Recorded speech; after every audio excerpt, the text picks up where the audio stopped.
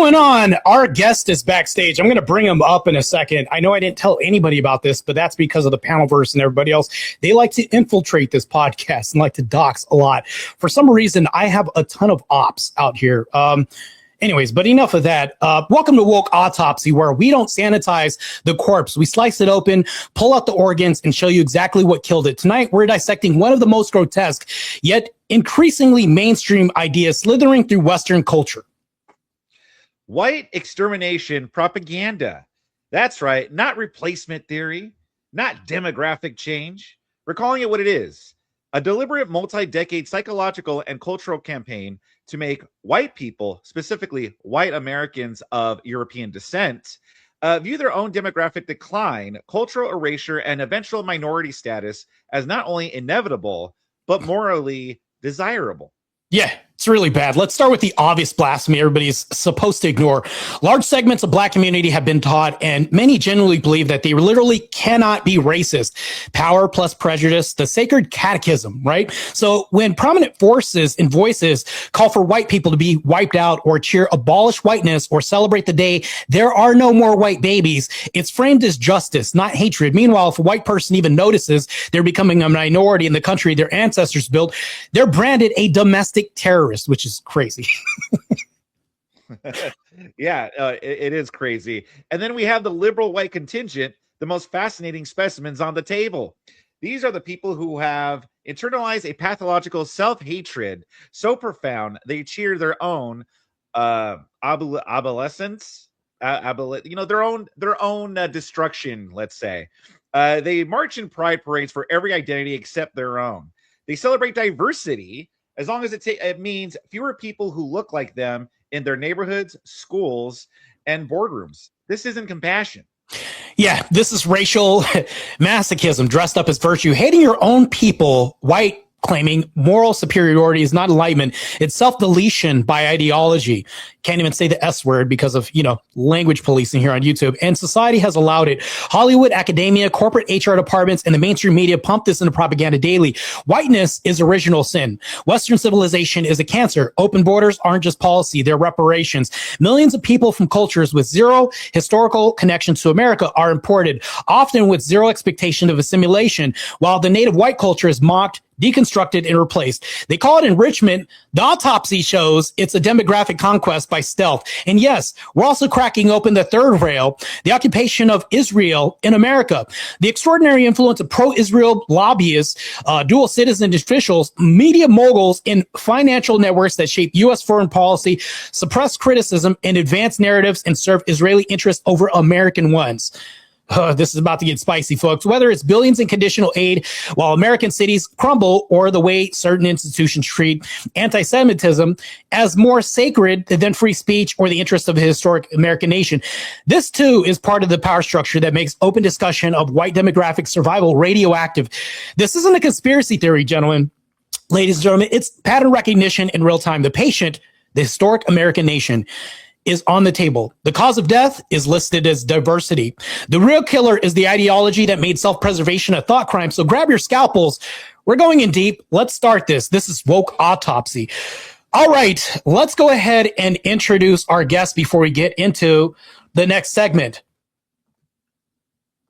Spotify streams up 50% from 2019. Why are they going to Orthodox Church more than the Evangelical Church? I'm evangelical. I'll say, well, first of all, they want something that has lasted. They want something that is ancient and that is beautiful, something that has stood the test of time, something that's not going to change.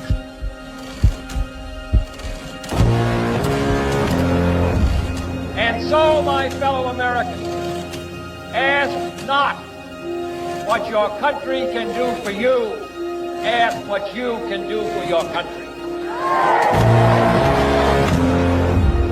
The United States and all of Western civilization has been profoundly shaped by the extraordinary achievements of the Greek people, stretching all the way back to ancient times, long time.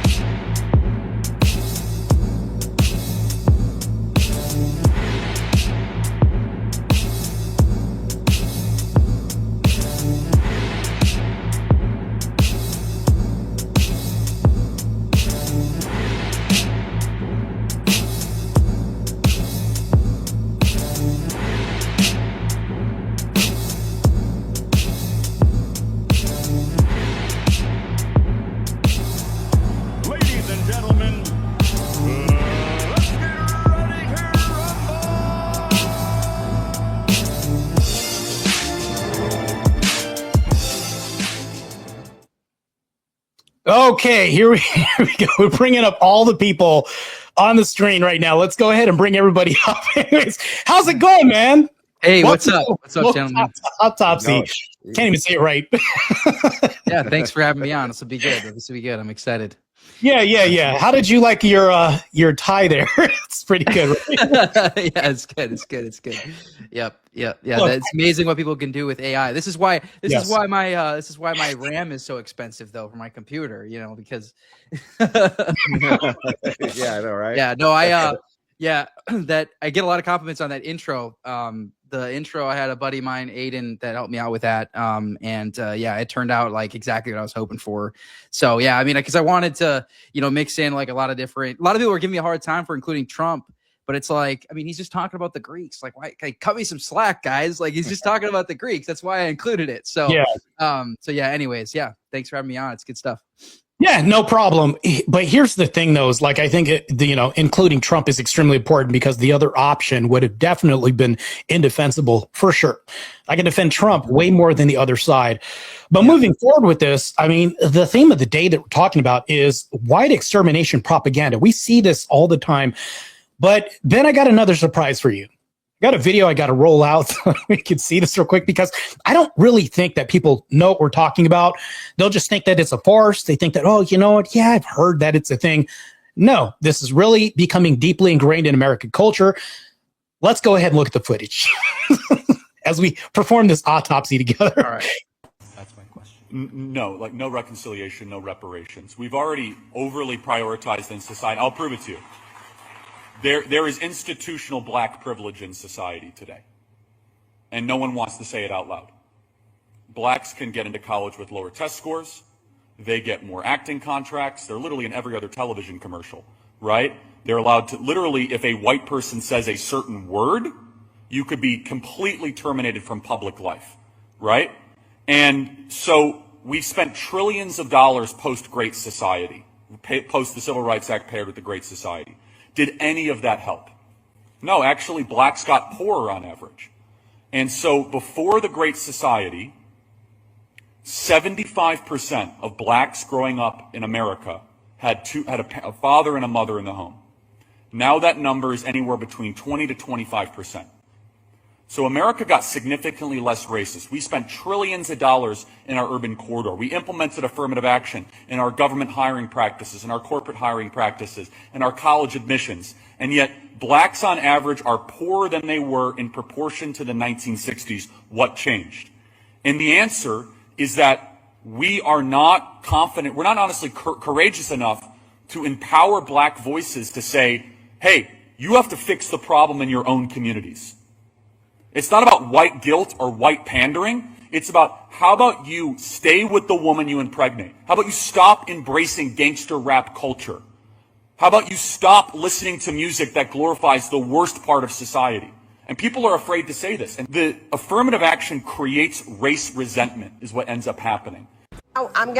I just want to interject real quick. Let me go ahead and take this off the screen real quick and put all three of us on here.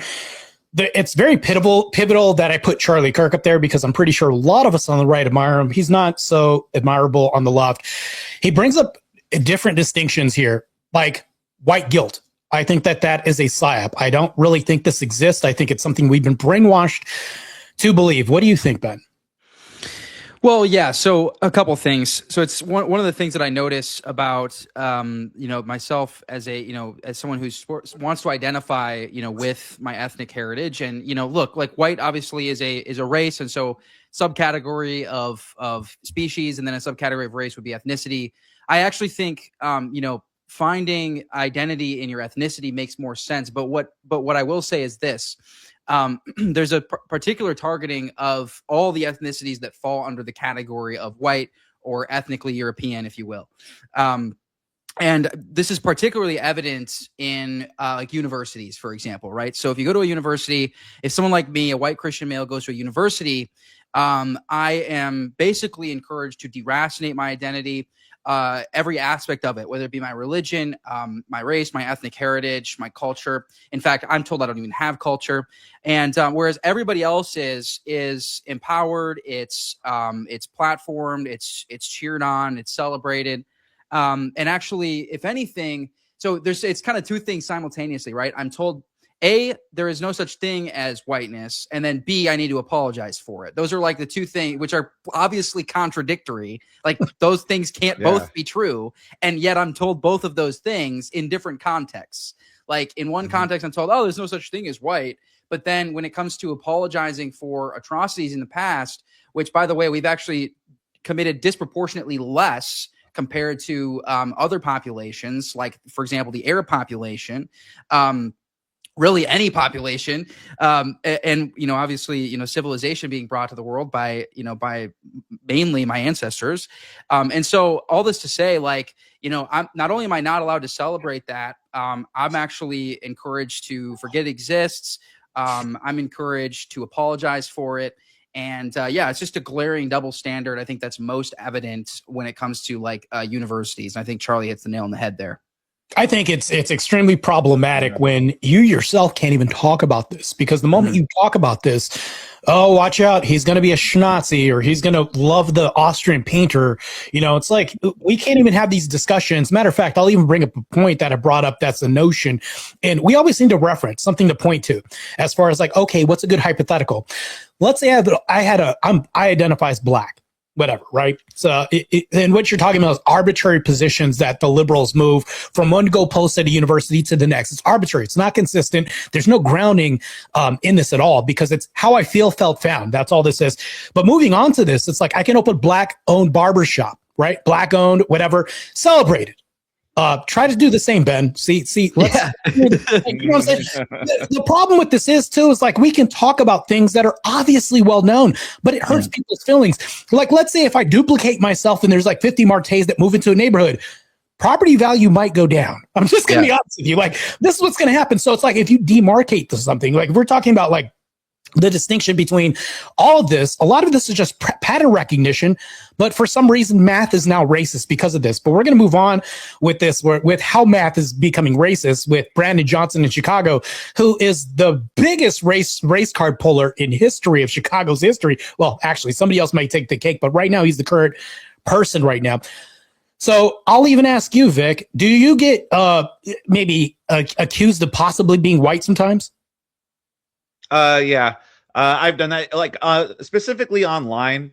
Like I will, like defend Trump or something like that, or my political positions.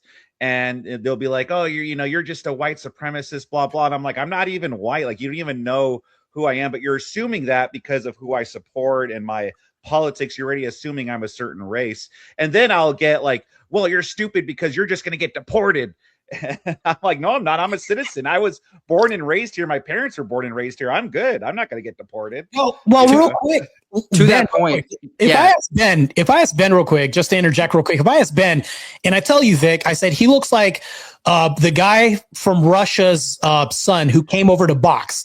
Like, he looks like he could be Ivan Drago's son. I'm not even kidding. You look like the American dream, as far as if anybody said man and white picket fence and all this.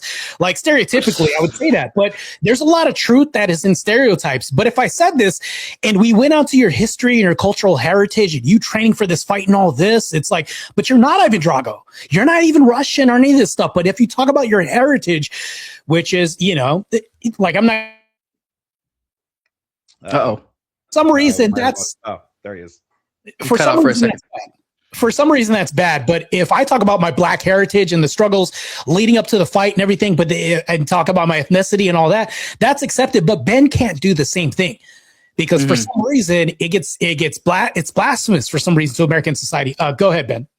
Well, I was just going to point out to Vic's point there that it's kind of ironic that like Western Europeans and Americans, Australians are really the least racist people like in the world. Like unironically, like the only population that's getting called racist like are the least racist people. And like this was very evident when Japanese Twitter went like viral. I don't know if you guys saw this a couple weeks back, but like, I mean, Japanese Twitter started to go viral all over the app. And like they were just like throwing around like the hard R and like left and right, like saying like get out of our store, you know what? Like it was just like live videos of like young girl, like 18, 19-year-old girls like saying this to like black men and stuff. Like, and that is like very that's very common in a lot of cultures that are non-white. And it's like, it's just ironic to me that like we are literally like just objectively, and actually there's been a lot of studies on this. There's been a ton of studies on particularly like relation to like ethnicity and tribalism. And it's always the Western European and American ethnicities that are the least tribal when it comes to their own people. In fact, they're almost like blind to it. That's because that's what we've been fed, right? We've been fed to be completely blind to this. You know, race doesn't even exist, but then it does exist because you have to apologize for it, but it doesn't actually exist. It's like this total schizophrenic nonsense. Arbitrary. Yeah, exactly. And exactly. Depending on the context, it's arbitrary. So yeah, all this to say, I just find it ironic that like I come from the population that is literally the least racist in the entire world, and yet we're the only ones that get called racist. you know, it's funny. I'll even say this real quick because it's the funny thing about this, Vic, is like I can have a conversation with Ben, and I can say things he can't. For instance, I can spout facts, but he'll get demonized for saying the same facts. Like, for instance, this is going to sound really super racist right now. Oh boy. No, I'm just kidding. He's about to He's like, oh shit. And I'm going to make this statement, but I'm going to ask, how am I wrong? I'm going to ask both of you if I'm wrong about this. If you go to any nation, the browner the nation gets, the dirtier it gets, meaning the streets are more dirty, the infrastructure is more run down, but the whiter the nation gets, there's better infrastructure. We're leaning more towards aerospace. The streets are actually more clean. There's less trash, things like this. And this is just a skin complexion thing, right? But why is that the case following suit? Do you think this is cultural? What is this? But off of the base of the question, like the hypothetical I gave you, which isn't hypothetical, is that true? Mostly? Am I wrong for saying that? Am I wrong for saying that? And am I lying for saying that? Well, I mean, so I would say there's a correlation between IQ. So first of all, there's a couple things going on here, right? So IQ. There's obviously racial disparity in IQ, and a lot of this is actually a result of inbreeding. So inbreeding has been demonstrated, to have a negative impact on IQ, like substantially. And so like when you have like, especially like Muslim populations, where it's like almost like inbreeding is almost encouraged. Like you have certain countries like Somalia where like inbreeding is over 50%, which is just absolutely insane to me. And that has a drastic impact on IQ. So like, for example, right. So, and this is one of the reasons why people hate Japan, is because Japan is an example of a non-white country, but it's very clean. It's, very civilized, has very little actually influence from like Western Europe, but because of their IQ, because they don't encourage inbreeding, their IQ is actually, substantially high. And so they produce, a very beautiful society that people want to visit. And that, of course, just like a lot of the Western nations, is under attack by mass migration. And they had to really get more strict with this because they were getting replaced too. And so, yeah, I mean, I think you see it. I would say it's a correlation between IQ and then the societies it produces. Yeah, I totally agree. On that note, we're going to go to a quick 45-second commercial break. Ben knows all about this commercial, by the way. They sponsor this show. So let's go into it real quick.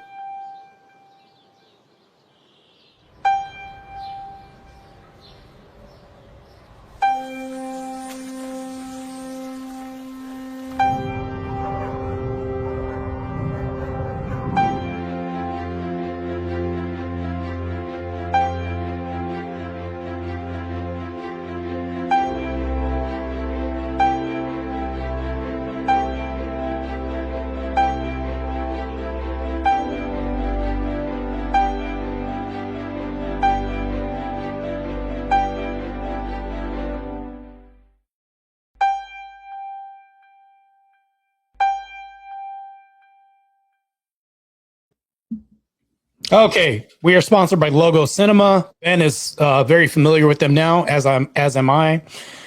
So yeah, those guys are great. Yeah, definitely. So moving back to this, I think it's very funny that when I state these facts, right, this could be pattern recognition, things like that. For some reason, that's racist, but it's going to lean towards math, but I'm going to play the rest of this video real quick as we dive deeper into this autopsy of this crap woke agenda that we're dealing with. Here you go. This, and then I want to be done with this whole conversation. So for people to come at me and say that I made those comments because I'm a racist, first of all, black people can't be racist. But that's the farthest thing from my mind. I wonder whether media. So, and that's a massive problem. When I've debated black people all the time, they think that, well, you need systematic power and you need this position to hold in society. No, you don't. Because I'd even give the argument of hypothetical of a white person walking through the projects, which the project is a system. Blacks own a monopoly of force in the system. And a person's walking by and they say, hey, white boy. White boy is actually a racial slur. But for some reason, we're okay with that. We can say people are crackers online and do all this. They don't get demonized for this. But if you say the N-word, demonetized, deplatform, everything else. It's crazy because it's so lopsided in the media that if I talk about this, the guy walking through the projects in this hypothetical gets mugged. They say, hey, white boy, take his wallet. How is that not racism underneath this hypothetical? Because you have a system, you have a monopoly on force, and a person that's a minority in a new system with power. Because they have power in this system, monopoly of force. So it's like the whole racist thing in blacks can't be racist is ridiculous. It's an inversion to go ahead and just point the same finger at people. And what they've done is they've taken this and they've weaponized it against the very people and turned into whatever they thought that they were blaming. That's crazy. Yeah, and also I have a couple things to say about that. So first of all, it seems to be an inversion of the entire Christian paradigm that was the justification for why we found racism to be evil in the first place, right? I mean, Christianity, it was really, Western European Christians that were able to identify this before literally anyone in history, because everyone participated in some sort of discrimination. Usually it was discrimination of the tribe next door. That was the extension of discrimination, let alone somebody of a different skin tone than you. That's even more discrimination, right? That was how most of human society operated for pretty much all of history. And it was the Western European Christians that were like, hey, wait a second, this seems wrong. Maybe we shouldn't be doing this. And now, right now, that's actually weaponized against our population. And it's okay, well, from a Christian perspective, if we're going to reference St. Paul saying there's neither Jew nor Greek, and that's going to be our justification for why racism is a sin, because we're all equal under Christ, well, that means that this isn't about power hierarchies. If you have a view of a person that somehow subordinates them because of their race, it doesn't matter if you happen to be black, if you happen to be from a population that you believe has been marginalized more than other populations. From a Christian perspective, it shouldn't matter. It's still discrimination. It's still sinful. It's still wrong. So that's the first point. Second thing I want to say is it's very evident that we can see this very explicitly in the judicial system. Particularly this last week, we saw this with I don't know if you guys saw the stuff with Chud the Builder. And listen, I'm not going to comment on his stuff, but what I will say is I saw the same week that all this stuff was happening. There was a judge that went viral she cut a young black man's sentence in half, who had literally committed forceful sexual assault against a young woman. And she cut his sentence in half because she felt he deserved a second chance. And it's okay, that's insane to me, right? So, and then the builder just got a $1.2 million bail, right? And it was because out of self-defense, it seems like it was self-defense. He shot a black man who was attacking him. Now, the reason why, and people have compared his case to other cases of young black men who literally killed somebody in cold blood, and their bail is $200K. But the reason why Chud's bail is so high is because his whole platform was calling black people the N-word. He would go around and basically he would just people, they would come up to him because they knew who he was, and he would say they're chimping out, quoting, that's what he would say. And way to protect yourself. You're good. So yeah. So anyways, I just think like his case is like an excellent, double standard, for this particular question. It even shows the power of how we made the N-word so powerful. Like I heard of another case recently where like a black guy like stabbed this white guy, and after he stabbed the white guy, like white guy obviously he'd been stabbed, and he was like, and he called him the N-word, and I believe the jury like let the black guy off because the white guy said the N-word, and it's like, that's wait correct. a minute, yeah, he just literally got stabbed, and what him saying the N-word is just as bad as almost getting murdered? Like, that's insane. Well, and what was worse about that situation, that was up in the PNW somewhere. It was like Oregon or Washington. And what was even worse about that particular situation was he didn't even send the N-word. He didn't even call him the N-word before he stabbed him. He called him the N-word after he stabbed him. So the crime was already committed. But because he called him the N-word, the guy literally didn't get charged with assault. And it's like, so that to me is just an openly anti-white agenda within the judicial system. So I do want to bring up this next video because it rolls right into our talking point right now. This is, by the way, viewer discretion advised for this story. This is Dustin Wakefield, a 21-year-old from Castle Rock, Colorado, who was on vacation in Miami with his wife and their 1-year-old son, Eli. One day down on South Beach, they decided to grab lunch at a nice little Mexican restaurant, and in the middle of their meal, a stranger walked up. Everybody meet Tamarius Blair Davis Jr., the person who walked up to the table and interrupted the lunch. Tamarius, for no reason at all, decided to just pull out a firearm and start waving it in the air, eventually pointing it straight at Eli, the 1-year-old baby. Dustin then got up and put himself between Tamarius and his son, begging him to spare his life. He said, quote, "Please don't shoot my son, he's just a baby." Tamarius then pulled the trigger several times, just unloading a magazine into Dustin, which ended up taking his life as he protected his son. Davis, when arrested by the police, said that he, quote, randomly chose to target Dustin Wakefield and his family, and had even attacked another person just a few hours prior. Now, you would think that this would be a bigger story. A wife is now without a husband, and a 1-year-old has to grow up without his father. But for some reason, you really only get a couple local papers, Miami Herald, South Florida, NBC6. Almost like the media doesn't really want to cover this story for some reason, as if it doesn't fit their narrative or something. So the next topic that we're going to talk about too, that I'd like to kind of run on a tangent on, white silence. So white silence, Ben, I'm pretty sure you're familiar with this, like me in my barbershop, like I can't talk about things that are facts. Like you can't, but I can.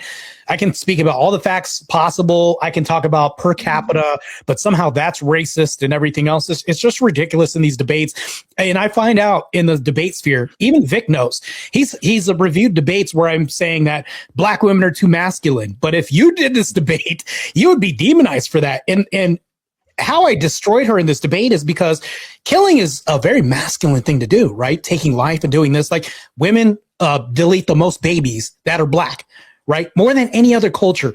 And when women are single moms, more than any other culture, black women, you have to be the mom and dad. That's pretty masculine. She got eviscerated in this, but if you had the same debate prompt with those facts at the ready, I guarantee you probably have death threats. You probably have all these racial slurs in your comments. Your DMs will be flooded with some BS. This is crazy. So there's white silence going on right now and in the media. So when we have the case of this black guy targeting specifically white people, he omitted that because the guy said, well, they're white. That's it. And he targets white people for some reason. There's a hush in the media. Why do you suspect this is, Ben? Well, I mean, we can unpack why we're in this position we are in as far as the anti-white, it's very clear. I mean, like no other race can be thrown around in academia, talking about extermination. I mean, there's videos within academia of professors talking openly about exterminating white people. I have several compilations that show all the articles that make it this, open. And so, the anti-white sort of narrative is very obvious, I think, at this point. I think a lot of people, like even people on the left that I talk to, acknowledge it, but they seem to think it's actually a good thing because, these are like reparations or something for past sins. So it's like, it seems like now people are actually acknowledging it. One thing I do want to say, that before we kind of dive into unpacking how we got here is one of the reasons why I speak the way I do about this issue, because I'm very careful about the way I talk about it. And, I still get lied about, but I am very careful because I do want to bring in, I really want to help like normies, sort of understand this issue. And I think there are a lot of people that sort of, they discover this and there's white people who do this. They'll discover this issue and then they'll just go, they'll just kind of go all out. In the military, we used to say, go high and to the right, and basically just go extremist. And what that does is it actually plays right into their hand. Because now they can throw on the Wikipedia page that you're a white supremacist and all these things of this nature. And so one of the things that I really try to do with my platform is really like demonstrate that like, hey, my position is not extreme. Like, gosh, it's pretty actually simple that like, I just am asking for equal treatment for my ethnicity that everybody else gets. So like, let me give you an example of this, right? So recently there was a Supreme Court decision on the Voting Rights Act passed in 1965. 1965 was probably the worst year in American history. In fact, the entire 1960s were just absolutely horrible. But one of the things that was passed was the Voting Rights Act. And what the Voting Rights Act allowed for, that the Supreme Court just determined was unconstitutional, was what's called racial gerrymandering. And so in the South, you actually had redistricting based on race, where they would artificially boost Black and Hispanic communities, and so the Supreme Court just looked at this case in Louisiana where they were trying to boost Louisiana from one Black district to two black districts, and they determined this was unconstitutional. This was a violation of the 14th Amendment, right? And so what we've noticed is that a lot of these civil rights quote unquote policies are not actually about equality; they're about being anti-white. The whole point of them is to disproportionately affect white people. And thankfully, the Supreme Court was able to acknowledge this, because the reality is all we're asking for is equal treatment. Like no one's asking to rig the system for white people. Like no one's saying that. Like we just want to be treated like everybody else. Can I talk about my racial heritage? Can I talk about, all the things that are celebrated by everybody else? Why can't I just talk about that? And so like, to me, that's not extreme. Like to me, that's like basic common sense, if anything. Right. And so that's why I really care a lot about the framing here. I know this is a tangent from your question, but I do think framing is important. I think framing is really important, particularly for the white people that are listening. Like the tendency when you hear these things is to get angry, right? And it's okay to be angry because our people are being wiped off the face of the earth, and that's not good. And God doesn't want that. And so we need to, if we become angry, if we become violent, if we become extreme, that's playing right into their hand. And I think we saw this, a little bit of a taste of this with like J6, for example. Like, first of all, most of them were probably feds. But like J6, I think was a great example of like, we kind of played right into their hand, right? That was exactly what they wanted. And we're going to be hearing about J6 for like 30 years. Like, you know what I mean? Yeah. And so that's why like, we just can't do that. We have to have the self-control, the discipline to control our rhetoric, control our framing, help people understand, get them on our side. And that's only going to be able to be done, via the framing that I'm sort of advocating for. The funny thing is, you bring up framing. Well, let's shift the framing over into the Black community, and let's go ahead and make this relational to your topic. Me being labeled white is in a disparaging way. I'll tell you how. The moment I speak truth, and I don't want to say truth to power, it sounds retarded at this point, because it's been overused by the left and people like that. So if I speak about things that are what it is claimed, things that are happening right now, right? Not what ought to happen, but what is happening. I get demonized. I get called Uncle Tom. I get called a coon, everything else. And I'll say, well, hold on, because I'm grammatically correct about this. And, my grammatic precision is on point in debates and things like this. You're talking white. Who are you trying to do? Are you cooning for the white man? So what they're going to do is they're going to say, oh, you don't want to be like that because that somehow is bad. But yet, if I move closer to where this Black cultural agenda is, my dad doesn't come back home. Like there's certain things that happen with that. My credit score gets dropped below the basement.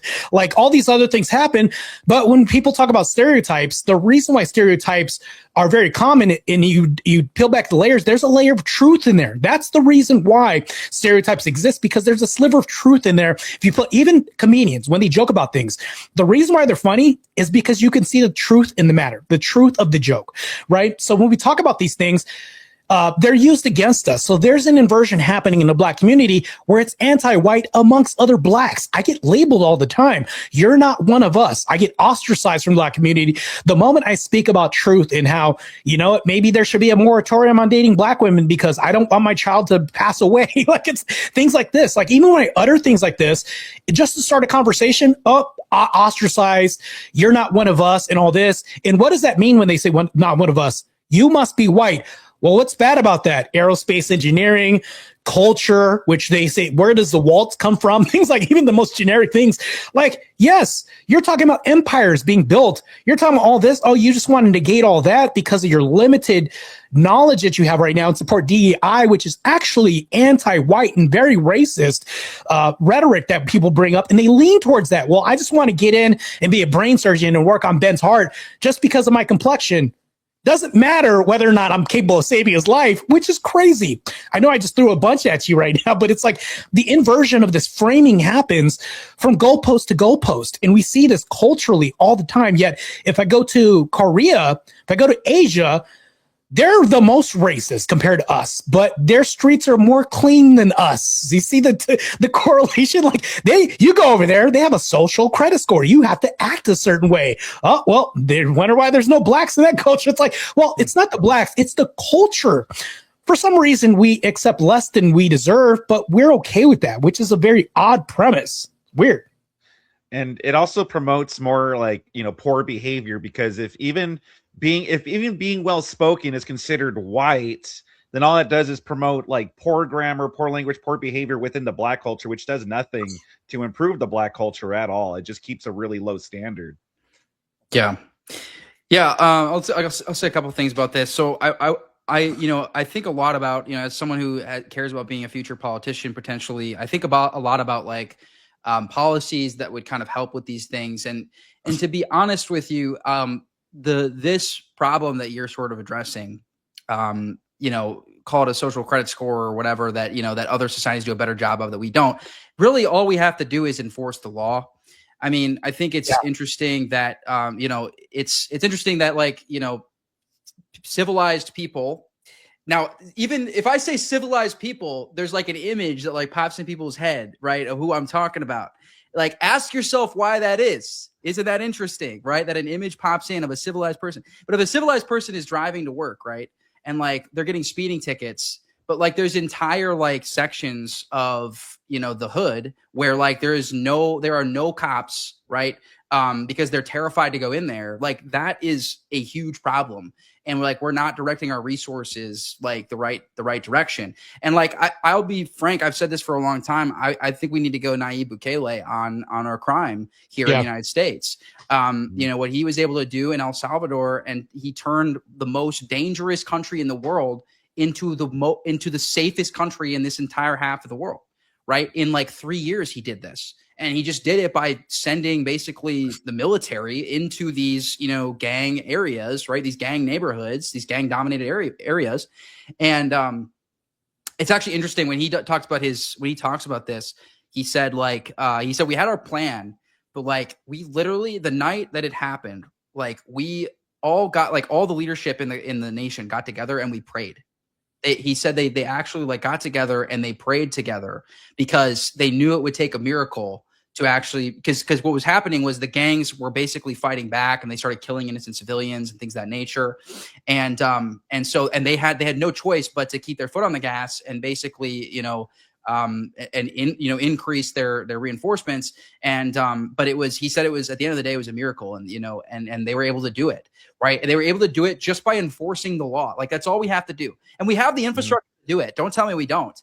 Trust me. I was in the military. I know that we can send our boys into these neighborhoods and they would do a phenomenal job. And actually they'd be chomping at the bit to do it. So we could totally do that. And no one's talking about race. I don't even have to mention race. I'm just talking about high crime areas.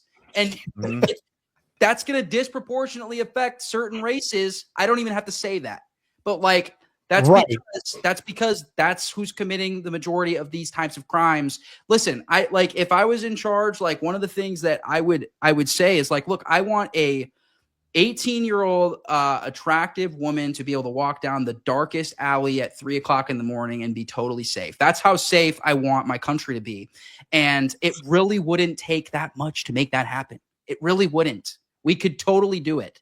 The other thing, of course, is the welfare state, which I feel like that's been a conservative talking point for decades, but it's still true. Like, it's still true, like, that the welfare state is incentivizing, single parent homes. When in fact we should be doing the opposite. We should be incentivizing children in wedlock. That's what we should be doing. Yes. So like we should be literally paying people to have kids. Like, that's what we should be doing in wedlock. Like, if you are married and you have a child, like, we'll give you a 20% discount on this new build house, right, or something of that nature, right? Tax incentive, something. Yeah. So easy, right? So in my opinion, that's how the welfare state should look instead of its current setup. But yeah. I think it's extremely important, especially when, I grew up in a welfare state, Section 8 household. When we talk about this, well, when I say the welfare state, the state of affairs that this was in. And the problem with this is like, Charlie's right about this. Charlie Kirk, by the way. Civil rights is probably the worst thing that happened to black folk, because what happened is it's been co-opted by LGBTQ. Everybody else co-opted this, and they were like, no, I identify as DI, and everybody else co-opted this. I did a civil rights debate, and Vic covered that as well too. But the problem with this is like, we had more nuclear families in black homes before this happened, before we got handouts and everything else. Growing up in not just 1 second about me. If my dad had moved in, the state would have cut her off from the food stamps and everything else. That prevented my dad from moving back in. Well, they've incentivized the opposite. So it's like, for us to get handouts prevents us from, it's like, you need to be able to get the opportunity to fail. Unless you get this, you don't develop an immune system. You're never going to bounce back. You're not going to develop the armament to have the fortitude to come back from something. And you're going to be forever handicapped and weak because of this. And the black community has stifled itself by its own rhetoric by saying, oh, that's too white for our blood. Wait, hold on. You mean too much aerospace infrastructure, empires built, like all this other shit? It's like, I can talk about that. It's like, how is that bad? But it's like, this is the most mundane, stupidest point that people take. And it's insane. I have more of the video, by the way, but sure. Vic, what do you think about that? I actually had a question for Ben about the military going into these bad areas. I think that would be a great idea. The only problem I see with that is the liberals freaking out. I mean, we kind of seen their reaction when it comes to ICE going into the neighborhoods trying to get these deportations. That's and then true. You got the Renee Good situation and the Alex Preddy stuff. How do you think that would fly if a president should try to do that? Oh, I mean, yeah, they're going to react to it, of course. But I mean, I think there was counter protests around this in El Salvador as well. But like, I mean, the reality is, like, it's one of those things where we've gotten too comfortable with like mob rule in the United States. Yeah. I agree. And this is not how the country was founded. A lot of people don't know this, but like, everybody knows about when the women got the right to vote, but what they don't know, and Andrew Wilson has pointed this out, is actually most men did not have the right to vote until about 20 years before women got the right to vote. Yep. It was a very small minority of men, particularly land owning men, that was the democracy, right? So like, no founder of any Western society has seen democracy to be mob rule. Mob rule is a disaster. It's easily hijacked. In fact, we just saw this yesterday with Thomas Massey's election. We saw how easily people are swayed by propaganda. By $50 million. It was a total of $50 million if you include the ad money, right? So that was spent on this primary in Kentucky, right? And that is not democracy. Sorry, that's not democracy. That is something different. That is corruption. It's disgusting. I think if you're going to do this democracy thing, you got to get rid of lobbying and things of that nature. But anyways, that's a tangent.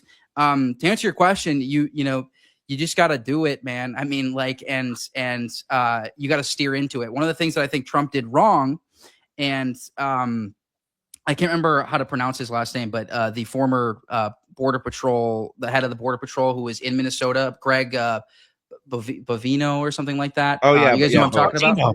Bongino. Yeah, Bongino. No, not Bongino. Oh. Bongino is the FBI. Yeah. Okay, FBI, yeah. Yeah, no, I think it's Bovino or something. But anyway, you guys know who I'm talking about. You guys know who I'm talking about. The Border Patrol guy that was in Minnesota, like he said that like we should not have pulled out of Minnesota. Like we needed to keep our foot on the gas. And actually, I think Trump made a huge mistake by pulling out of Minnesota and allowing Walz to do that. That also another point with that, though, I think state leadership matters a lot because governors do have a lot of authority because they have control over the National Guard. So Walz was talking about, activating the National Guard. Right. And so and look, like you can impose sanctions on these states. So like if that were to happen and like the governors are fighting back, you just sanction the royal shit out of them until they, there's things you can do. Like there are plenty of things you can do to make these people cooperate. And people are going to say that's like fascist or something. And like, to be frank, I don't care what you call it. Yeah. I just want our women to stop getting raped. I want people to stop getting robbed. I want people to stop getting murdered. Like these are things that I want to end. And I don't care what you call me because I'm going to try to end it. So it's like, you can call it fascist, you call it whatever you want, but like you're going to call me fascist regardless. That's the thing too. Yeah. A lot of these people need to start to, I know I had that whole rant about framing, but there is an extent where it's like, we're going to get called these things no matter what we do. You know what I mean? Yeah. So don't freak out too much about it. You know what I mean? I am going to say something that's pretty controversial. Ben, I do think it's time for a second American Revolution in this country. And I know that sounds really controversial for me to say. I do not endorse violence of any sort. I just would like to say that. I only endorse self-defense. Only self-defense. No, I just have to say it. The revolution that I'm talking about is kind of like the opening of cultural revolution. Eyes. Yeah, cultural revolution. That's what I'm talking about. The second revolution that we're talking about is a cultural revolution. We need that desperately. Let me go ahead and bring to the stage this video. I need to skip past a certain point because it gets to the heart of the second topic that we're going to discuss. Let me skip past this real quick. Give me 2 seconds. Quick. All right. Damn, I guess he's silent here. But anyways, Brandon Johnson was saying that when you lock people up in prison, it's racist because, locking people up hasn't worked. Prisons are racist somehow. And that's what he was saying. For some reason, the audio cut out here. But let's fast forward real quick. Way out of this. Here we go. This is really spicy right here. The next piece of content we're going to get to. White people, I need you to know that your money will not assuage you from your guilt. You cannot pay your way out of this. There aren't enough reparations in the world that you can pay us. And so you think. Look at how the liberal at the top is bobbing her head in agreement. This is insane. Yeah. So it's like we have this populist. But let's continue real quick because it gets even crazier. Because you write a check or you slide me something in Venmo that you're absolved and you can tell somebody, well, I gave Dr. Blay $100. I'm not racist. Dr. Blay is going to spend your $100 and still tell you that you're racist. Thank you. That's awesome. Insane, bro. I can't even like watch that. It's like so cringe. I need you to be able to process this a little bit. I know my internal server's almost broken from seeing that. The crazy thing is you have two different things that are happening there. There's a dichotomy that's happening on the upper screen. It's almost like a form of self-hatred. Like I don't know how else to even think about this, to process this. I'm like, hey, that's what I would register this as. And on the bottom part of the screen, it's the promotion of you should hate yourself despite money. So you take money out. Now all of a sudden you don't have a reason to hate anymore. It's just because of the thing that happened. Yet if you're going to talk about reparations, which wouldn't work, there's not a white person in America that owned a slave back then that's still alive today. Who would you take that from? They promote illegal immigrants that come from the country. So you want that to come out of those people's pockets too that aren't even citizens. It's insane because it's a really asinine approach to take. But back to the white person at the top, the celebration was just insane. How do we reconcile this as a country to see that, say that that's becoming more normative now in the country, and then also say that there's a populace of people that say, hey, I'm white and I hate myself, literally. Yeah. So a couple things to unpack there, because that's just nothing short of a traitor. That liberal on the top there, and it's just disgusting too. It's just like gross to watch. But I mean, it's really a testimony though. I mean, I actually am glad that professor said it. It's like, yeah, you could do all the things I ask, and I'm still going to call you racist. It's like, okay, then why the hell would I do it? Like, that's how any like self-respecting person should be like. So you're going to call me racist whether or not I do these things. Why in the living hell would I do that then? Why would I do anything to help you? And by the way, like, you mentioned that not only did a tiny minority of white Americans actually own slaves, but there was also a black population that owned slaves. Yes. And in Africa, when we showed up, like, they were already running slave auctions. They had been running slave auctions for 1,000 years when we showed up. And actually, we were the ones who had to go back after the transatlantic slave trade ended at the hands of William Wilberforce, a Christian Englishman. After that happened, the French and English went back to Africa to pry the slaves out of the African king's hands because they were clinging to slavery. They refused to free their slaves in Africa. And we had to go back. The French and the English went back and freed the slaves living there. And so it's like the notion that this is some like white crime is just absolute utter nonsense. The Arab slave trade lasted longer. The numbers are about the same, right? And we can get into some of maybe the disproportionate tribe ownership of the slave ships. And then, I mean, you can look at I believe it was the Dutch slave trade. They were closed on Jewish holidays. So, I mean, just like they're all objective facts. You can look this stuff up. It's so true. I'm not making it up, right? You can look everything I just said. I encourage everybody to fact check. Like, all of these things are true, but you're not taught any of that in school. You're not taught any of that in school. That doesn't show up on, Django Unchained. Nope. That kind of stuff doesn't show up there, right? It's the same anti-white propaganda blaming us for crimes that, yes, a certain population of whites did commit, but it was a minority population and everybody else did it too. And we were the ones to end it. We were the only ones to end it. There's actively 7 million slaves in Africa today. Yeah, 2026. exactly. But nobody knows that. Nobody talks about that. So it's like, give me a freaking break, man, with this reparations nonsense. And you're going to continue to call me racist after Venmoing $100 or whatever. Like, get out of here. Like, it's just nonsense. Well, here's the other thing I'll go on. Like, think about this. Like, the reparations really doesn't make any sense when we dwindle this down. It's like, I can say I'm Choctaw Indian. I'm mixed with all this other stuff. Well, the black lineage that I do have, it's like, okay, so if I sell you Mercedes and it's got a Honda engine and maybe a Nissan bumper, but I'm only buying the Mercedes part, is that like fraction off? Is my reparations now like 14% now? That's where it gets really stupid and asinine, when it's like, how much do you get? Like, if we're really going to be technical here, this would never happen in all actuality because we have mixed people, things like this. Let's just start all over. That's what I would say. And you need to be a contributing member of society. Here's another thing to your point. There's reframing of history and revisionist history. When I was growing up, I've heard about the Jays being put in ovens, things like this, and all this other stuff happening, right? We understand that things have happened, but I've never heard of the Bolshevik Revolution. But those are a ton of whites having to renounce their faith or die. Like, this happened. That's never brought up in school, yet it's one of the largest massacres in history that's ever happened. But they want to talk about, Rwanda, apartheid. Oh, it's so bad over there, but Bolshevik never gets brought up. Like, it's crazy how people part and parcel things and omit parts of history, Ben. That's the crazy part in classes everywhere. Yeah, and it's a type of it's like a type of class warfare, I think, that it's sort of like like you talked about earlier with social credit score. Like, in this case, it's a social credit score of like, which minorities can you claim, right, to sort of boost your social credit. And like, I'm at the bottom of the food chain because I'm a white Christian man, straight,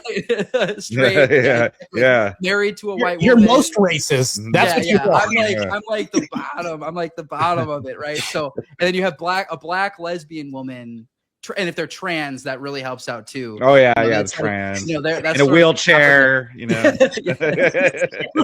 Yeah. Oh, blue hair. You got to throw the blue Yeah, hair. blue hair. Yeah. yeah. So so it really is a social credit system, and it's, you know, at this point it's abundantly obvious. I don't know how anyone could deny it. So now it's just a matter of like, how do we approach dealing with it? You know. Yeah, that's true. I think, you know, people can ask questions like, what's more important, honesty or transparency? I'd say both. You can't have one without the other. And if you take one, an omission is still a lie, no matter what. And they're doing this in schools everywhere. You could say, well, you know, I never learned about the Bolshevik Revolution. Matter of fact, the only way that I found about Orthodoxy is through Andrew Wilson, and he didn't even lead with Christianity. And it's like, why is so much of our history being hidden behind us? Well, there's a lot of suppression that happens. And a lot of this suppression creates division because they want to cattle prod you into certain sects, subsets of cultures. And this causes so much division. And a lot of this division is aimed at being anti-white. If you notice, there's a correlation across the table. And it's like, if you look at movies in history, like you can never say something. You could say Mexican pride. I can say black pride. Vic can say, oh, there's Hispanic pride. Oh, your turn, Ben. Let's see how that works for you. It's like, you can't say that. And to me, that's the craziest thing. It would get clipped. It would, unironically, if I said it, it would get clipped, and it would be like, it would like run all over Twitter, and like, it would be insane. Yeah. I mean, let me give you an example of this actually. So exactly. I think it was my third episode of my show. I titled it Orthodoxy, the White Race, and Father Seraphim Rose. And the very phrase, the white race, had people losing their minds. I did end up changing it only because YouTube was like, my buddy was like, YouTube's gonna nuke you for that. So I was like, okay, I'll change it because of YouTube. But like people were losing their minds just over the phrase, the white race. I was getting called a white supremacist for using the phrase. Like, what are you talking about? White supremacy? I'm just saying the white race. Like, that's all I said. And, you know, in the video, I was talking about some of the things that St. Seraphim Rose talks about when it comes to race, because he says that the deracination of race is actually it is a Marxist idea, and it is from the Antichrist. That's what he says. Another double standard here that you pointed out is like, if I were to deny, you know, some white genocide, like the Armenian genocide, for example, like, am I labeled an Armenian genocide denier? Like, am I ostracized from society? Are there any countries where it's illegal to deny the Armenian genocide? Right? Like, no, there's not. Like, you know, at least as far as I know. And so it's like, if I were to make a video like refuting the Armenian genocide and saying like, you know, this is nonsense because this, that, and the other, right? I would not get ostracized. I would be fine, right? And so it's just very clearly there's a particular genocide that you can't talk about in any sort of critical sense, that happened to be, the very number was predicted in various Jewish texts beforehand, right? Like, you can't talk about that, right? You can't talk about that at all. You can't have an objective approach to it, right? Like Pat Buchanan does. Pat Buchanan does an excellent job, right? In his assessment of World War II, and he got labeled a Nazi. He got labeled a Nazi Holocaust denier, all these things. And he's just like, all he did was like take an objective look that was a little bit non-normative and like say, hey, maybe we shouldn't have gotten involved in this war. Like, it seems like the Soviets and the Nazis were going to destroy each other anyway. Like, why did we do this? You know, and he got labeled a Nazi for that. So it's like, and this is another thing with framing that I like to do. I like to kind of gaslight people a little bit. Like, oh, so you think the Soviets are the good guys. Yeah. I'm like, oh, so you think the Soviets are the good guys.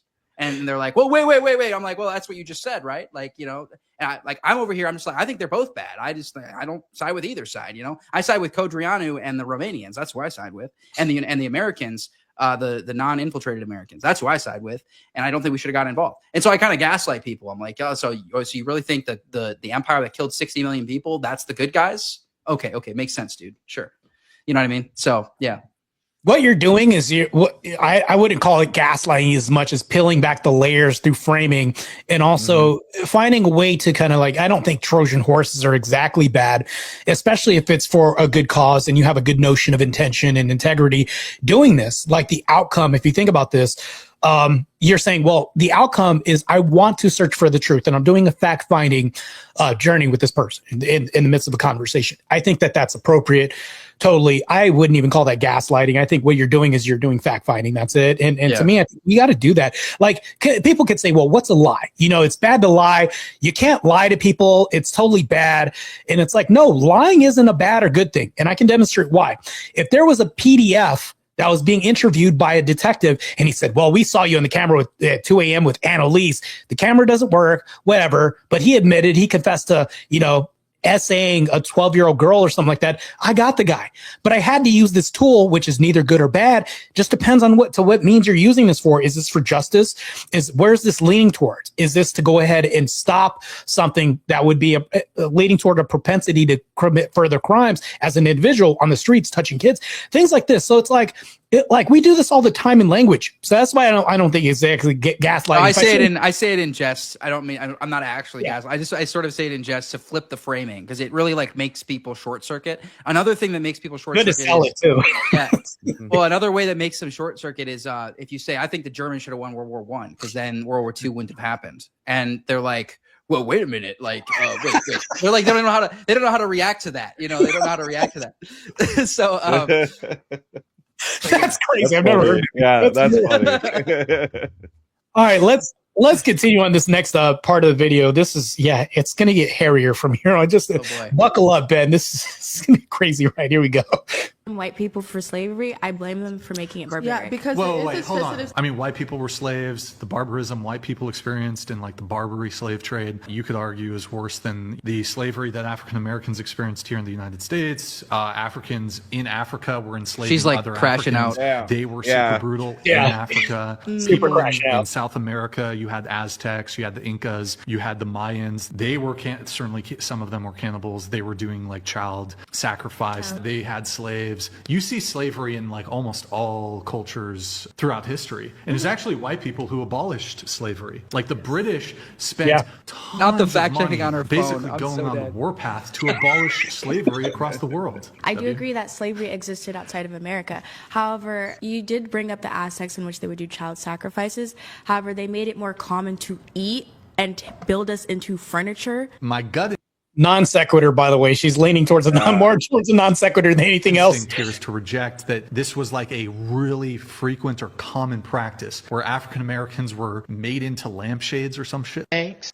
Yeah, that's crazy. All right, let's. By the way, that clip that you're going to play is the one I was referencing earlier. That one's of course. I somehow inherently knew this, and I didn't. By the way, it's dumb for me to say that because there's no way I can inherently know that. But yeah, I'm going to play that clip, Ben. You're familiar from just seeing that 1 second of a frame of this, that what I'm going to play. We're going to dive into that as well, too, because that really points to the prompt that we have right here. Because this guy won't get demonized. He'll get celebrated for what he's. Matter of fact, let's go to it. Let's screw the whatever podcast thing. Well, let's go straight. I think we hit the slavery issue hard earlier. We were talking about the double standard there. I mean, it's just crazy. Let's go right to it. Let's let's go right to the heart of the matter. Here we go. They're monitoring our people to try to prevent the one person from coming up with the one idea. And the one idea is how we are going to exterminate white people, because that, in my estimation, is the only conclusion I have come to. We have to exterminate white people off of the face of the planet to solve this problem. They're clapping.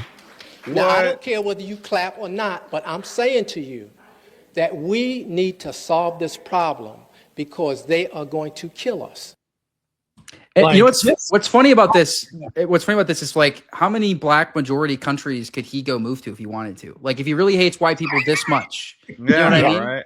Like, I'm not saying the whole like, I'm not saying the whole, send them back to Africa. I'm just saying, like, dude, like, you have plenty of countries where your race is the majority, but you are choosing to live in a white majority country. Like, if you hate white people this much, why are you here? It's like the same thing with Ilhan Omar. Like Ilhan Omar, I've played clips of her on my show where she literally says Somalia is for the Somalis. She's like a Somalian nationalist, right, when it comes to her homeland. But then here she says the idea that America is a white country is a just horribly disgusting idea. And she said that white supremacy is the biggest threat to America. And it's like, do you realize that you can take one little plane ride back to Somalia and you can live there? Like, that's your like homeland. And it's like, no one is keeping you here in this horrible country that supposedly is full of white supremacy, you know? Yeah, exactly. It doesn't make any sense. It's funny because I've actually seen videos from like or stories from women who are like black women who've like moved to Africa and then they end up hating it there. And then they'll make a video saying, I actually don't like this. And it's like, yeah, like you don't realize how good you actually have it here. And then you go back to Africa and you see how terrible it is. And you're like, oh yeah, shit. Maybe it's a good thing I lived in this white majority country. One of the policies I want to, this is sort of in jest as well, but that I want to implement is that if any white person converts to Islam, they're going to be sent to a Muslim country. They just have to live there for like 3 years. And then they come back. And if they still want to be Muslim, we'll let them be Muslim privately. But that's the requirement. You have to go live in a Muslim country for 3 years if you decide to convert to Islam and you live in the West. So yeah, it's because all it takes is being exposed to these nations and like you realize how good you have it. So. Yeah, no, exactly. It's the same. Like I've heard people say like, man, if you want to get rid of these communists, just have implement communism for a good 5-10 years. And all these people will all of a sudden hate communism. Yeah. And Well, did you see how terrible it is? Did you see the New Yorkers are already like rioting against Mamdani and stuff? Oh, like, they're already crashing out over him. Yeah. It's like he just got in office like a couple months ago. And they already hate it. Well, yeah. They're idiots. I mean, I can't believe that's what democracy does. Yeah. You know, you vote in terrible leadership like that. And that's hilarious. One of the analogies I give of democracy is like if I were to drive my truck into a small town and everybody in the town votes that the truck now belongs to the town, right? Like that's democracy, right? But is that fair? Is that right? Like obviously not. And so it's very obvious that there's times where it can be abused. And, you know, I think in general, it can be a good thing if it's a particular population that's voting, right? Particularly of a certain IQ. But unfortunately it can be easily abused. And that's the problem. Yeah, I think that's bad. I mean, I just walk back at it, go ahead and take a piss. But anyways, back to this. If you look at this, a lot of people are fleeing from their countries that literally they trash and then come here to try to seek a more advanced civilization, modernity, meaning like maybe cleaner streets, things like this. But you bring up a good point, Ben, when you talk about actually enforcing these laws to prevent this. And Vic, you also bring up a good counterpoint, like, of course, Renee, good, this is hard to do. But meanwhile, let's go ahead and point to places like Qatar. Let's point to places like Dubai. I can fall asleep on the street with, $1 million on my chest. I would never get robbed. Why is that? Well, Ben knows the answer to this, obviously. And it's like, that's because they've enforced this. They've created a cultural normative enforcement policy to where it's like, oh, we know what happens when that happens. Like the public has to have a certain respect for the law. We don't have that here. We haven't integrated this. That's why when we have this distinction, where we now have ICE agents. I used to work for Homeland Security, by the way, in law enforcement. I was in law enforcement for a while, by the way. Paramilitary, you're military, not the same thing, but they tend to funnel a lot of military into this occupation I was in. But if I was working with ICE, they'd call me a coon. We just witnessed on a video, one of the ICE agents that was black called an Uncle Tom. So it's like, okay, are you saying this is a white person, demonizing him for acting white?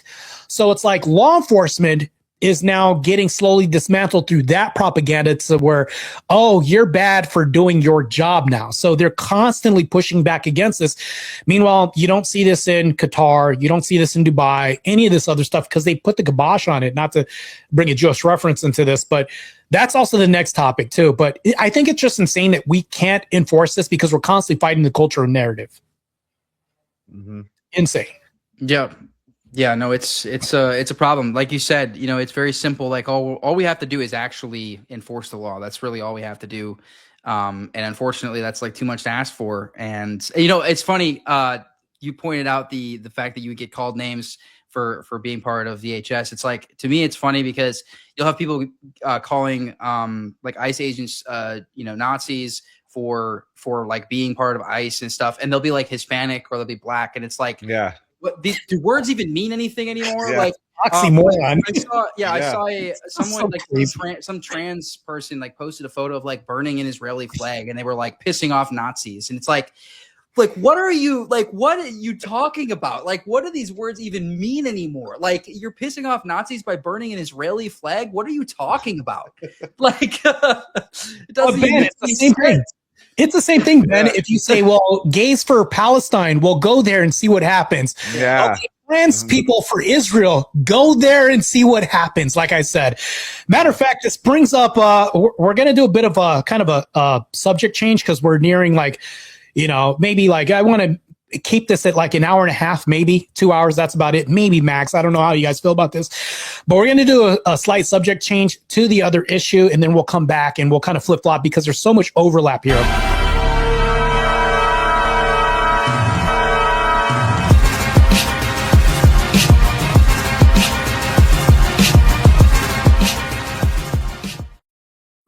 All right. Yeah.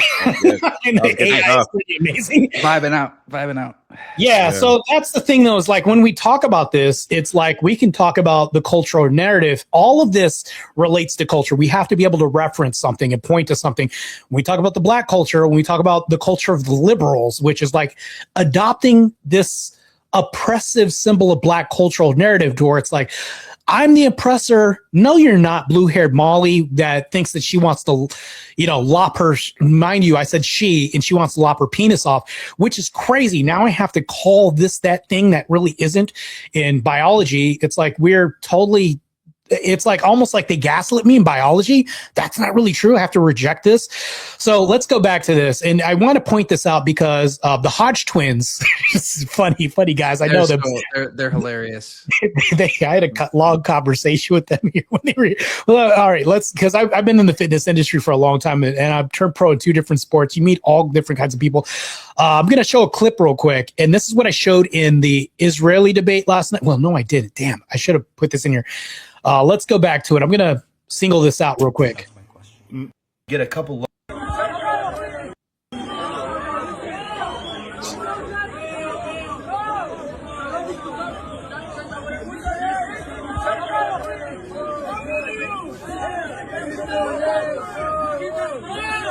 I'll pause it right here. They will spit on you and they'll tell you that your God is a bastardized God, even though in the Talmud, boiling an excrement, all this other stuff. And it's like, that's a culture. But for some reason, we have shared values with them. And somehow we have this term called Judeo-Christian, which is really weird. Doesn't make sense to me. I think it's oxymoron, to be honest with you. Yeah. What do you guys think? Well, yeah, I mean, very blatant contradiction, and there's good material out there. A lot of them will sort of backtrack on this, on this notion that like the Talmud, that they'll say it's like a different Jesus or something. And it's funny because, all you have to do is like reference all the rabbis that have interpreted this to be, Jesus of Nazareth, who Christians follow, right? That's been the consensus of the rabbis for all of history, right? That was who it's talking about. It's talking about when it says those disgusting things with the Theotokos, like that's who it's talking about when it calls her horrible names that I won't even repeat. And so yeah, I mean, it's just and it is a psyop. A lot of you, those of you who aren't familiar, like can look into the history of the term Judeo-Christian, but it's very new, really got popularized in the middle of the 20th century. And it's, it is to push, this sort of like Zionist sentiment. Originally, it actually had like innocent intention in the 19th century. It was started to be used as a term to sort of encourage Jews to convert to Christianity, saying, like, hey, we have these shared values, you should become Christian. And then it actually got weaponized as basically a political stunt, to be able to push, this sort of Zionist agenda. And I know we're going to get into this concept of like Zionism. One of the things I go over in my show is I use Emma Lazarus as a case study because Emma Lazarus is a crucial figure for particularly mass migration in the United States. She's responsible for the new Colossus poem that's on the Statue of Liberty. That reads, bring me your poor, tired, huddled masses longing to breathe free. And it's this sort of migration, propaganda, right? Well, Emma Lazarus was Jewish. She was a Jewish immigrant. Well, she's actually fifth generation, but she didn't consider herself to be American. She considered herself to be Jewish, not American. And she was known as a Zionist before Zionism. And so at the very founding of these two concepts of, mass migration and Zionism, we see a lot of overlap, in the figure of Emma Lazarus. And so that's why, a lot of these people that sort of like to disconnect these two issues, it doesn't make a lot of sense because they're sort of like they're sort of inseparable at their very core. And I know we're going to unpack some of this. But yeah, I mean, Zionism is contrary to everything that we believe as Christians and we believe as Americans. And we can unpack that it's not just Zionism. It's actually a bigger problem. But yeah, that's what I have to say about that. It's a massive problem. But Vic, I'm going to ask you a question because I know Ben knows this. I'm just going to assume, and I'd be right in my assumption, 90% chance of saying this, that I'm correct on this. Do you know what the Schofield Bible is, Vic? Schofield Bible, nuh-uh. It's new. So when Ben talks about this being a new thing, it's a Bible that supports modern Israel. Literally, this is what this is. What? This guy had this interpretation and said, okay, hey, we're to support Israel no matter what. This is just reframing. And mind you, one guy's interpretation, right? So we can call this like one little tiny denomination that sprung forth. And now that's how we have this belief. Ben, am I off base here? No, that's correct. Yeah, it was John Darby was behind the dispensationalist theology that has basically given birth to modern Christian Zionism.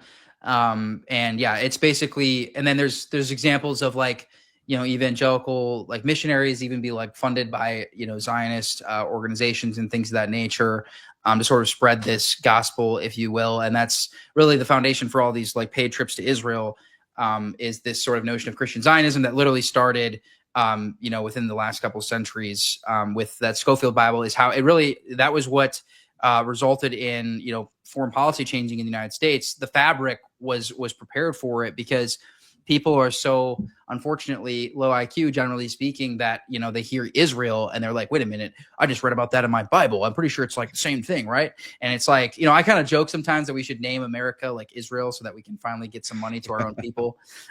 Maybe we can trick some of these Americans into thinking that, we're the chosen people or something like that. But no, but they successfully have done that, right? I genuinely believed that for a long time when I was a non-denominational. Jews are God's chosen people, and like Israel, the nation state founded in 1948, is literally the successor of like the biblical Israel, which is just utter nonsense, right? No Christian believed this for literally like 1800 years or more. So anyways, all of this is founded in the Schofield Bible. It's basically a study Bible that reinforces this dispensational propaganda. Well, if we talk about this, because you brought up the trips to Israel. Mind you, just Vic, do you know what the Heritage and Study Program is? It's an educational program that's, propped up by Israel propaganda and money. Do you know what that is? That's not an educational program. They're funding trips to Israel so they can take our senators, bring them to Israel, and then parade them around and say, look how good we are, and then send them back and propagandize our nation even further. That's what's going on now. And I'm pretty sure Ben knows about this, which I further destroyed the guy in the debate last night, not to toot my own horn. But going on with this, this is crazy. So what I want to talk about now is we can go back to like the whole extermination thing too. But like I said, there's overlap. It's not too far. It's a stone's throw away. There's an Israeli occupation that happened, and we saw the eventuality of this happening last night. It doesn't matter how loud your voice is. It doesn't matter how, we can march at polls and everybody else. There were people literally on the ground, microphones in faces saying, no, I'm loud and proud, Massey and all this other stuff. But meanwhile, on the other side of the spectrum, I could ask somebody, Ben, like, okay, Massey's opponent, what were his policies? What were his views? Can't name a single one, but Massey's, everybody knows what that is. Oh, so they propped some guy up last minute and they said, we just got to stop this guy because he's speaking out against Israeli interests and asking AIPAC to identify as a foreign agent, among other things. I'm like, how is this not an occupation and infiltration of our politics? And I'm like, do we even have like this democracy that we assume we probably have, which doesn't exist, by the way? That's crazy. Yeah. But how do we reconcile this, Ben? What do you see? Yeah. So a couple of things to unpack here. So first of all, Massey is not even like super like anti-Israel. Like he literally just doesn't, basically just doesn't bend over for them. That's effectively it. Like he and also he a lot of people will spread this propaganda against him, where they'll like say like, oh, he voted against funding for ICE or like funding for the border wall. And then if you actually unpack the bill, there's all this pork. So like that's a term that's used. Oh, they when it slide comes to things these in. bills. Yeah, Hidden exactly. things they slide in. Yeah, exactly. So basically, you'll see all this propaganda, and the boomers totally bought into this in Kentucky.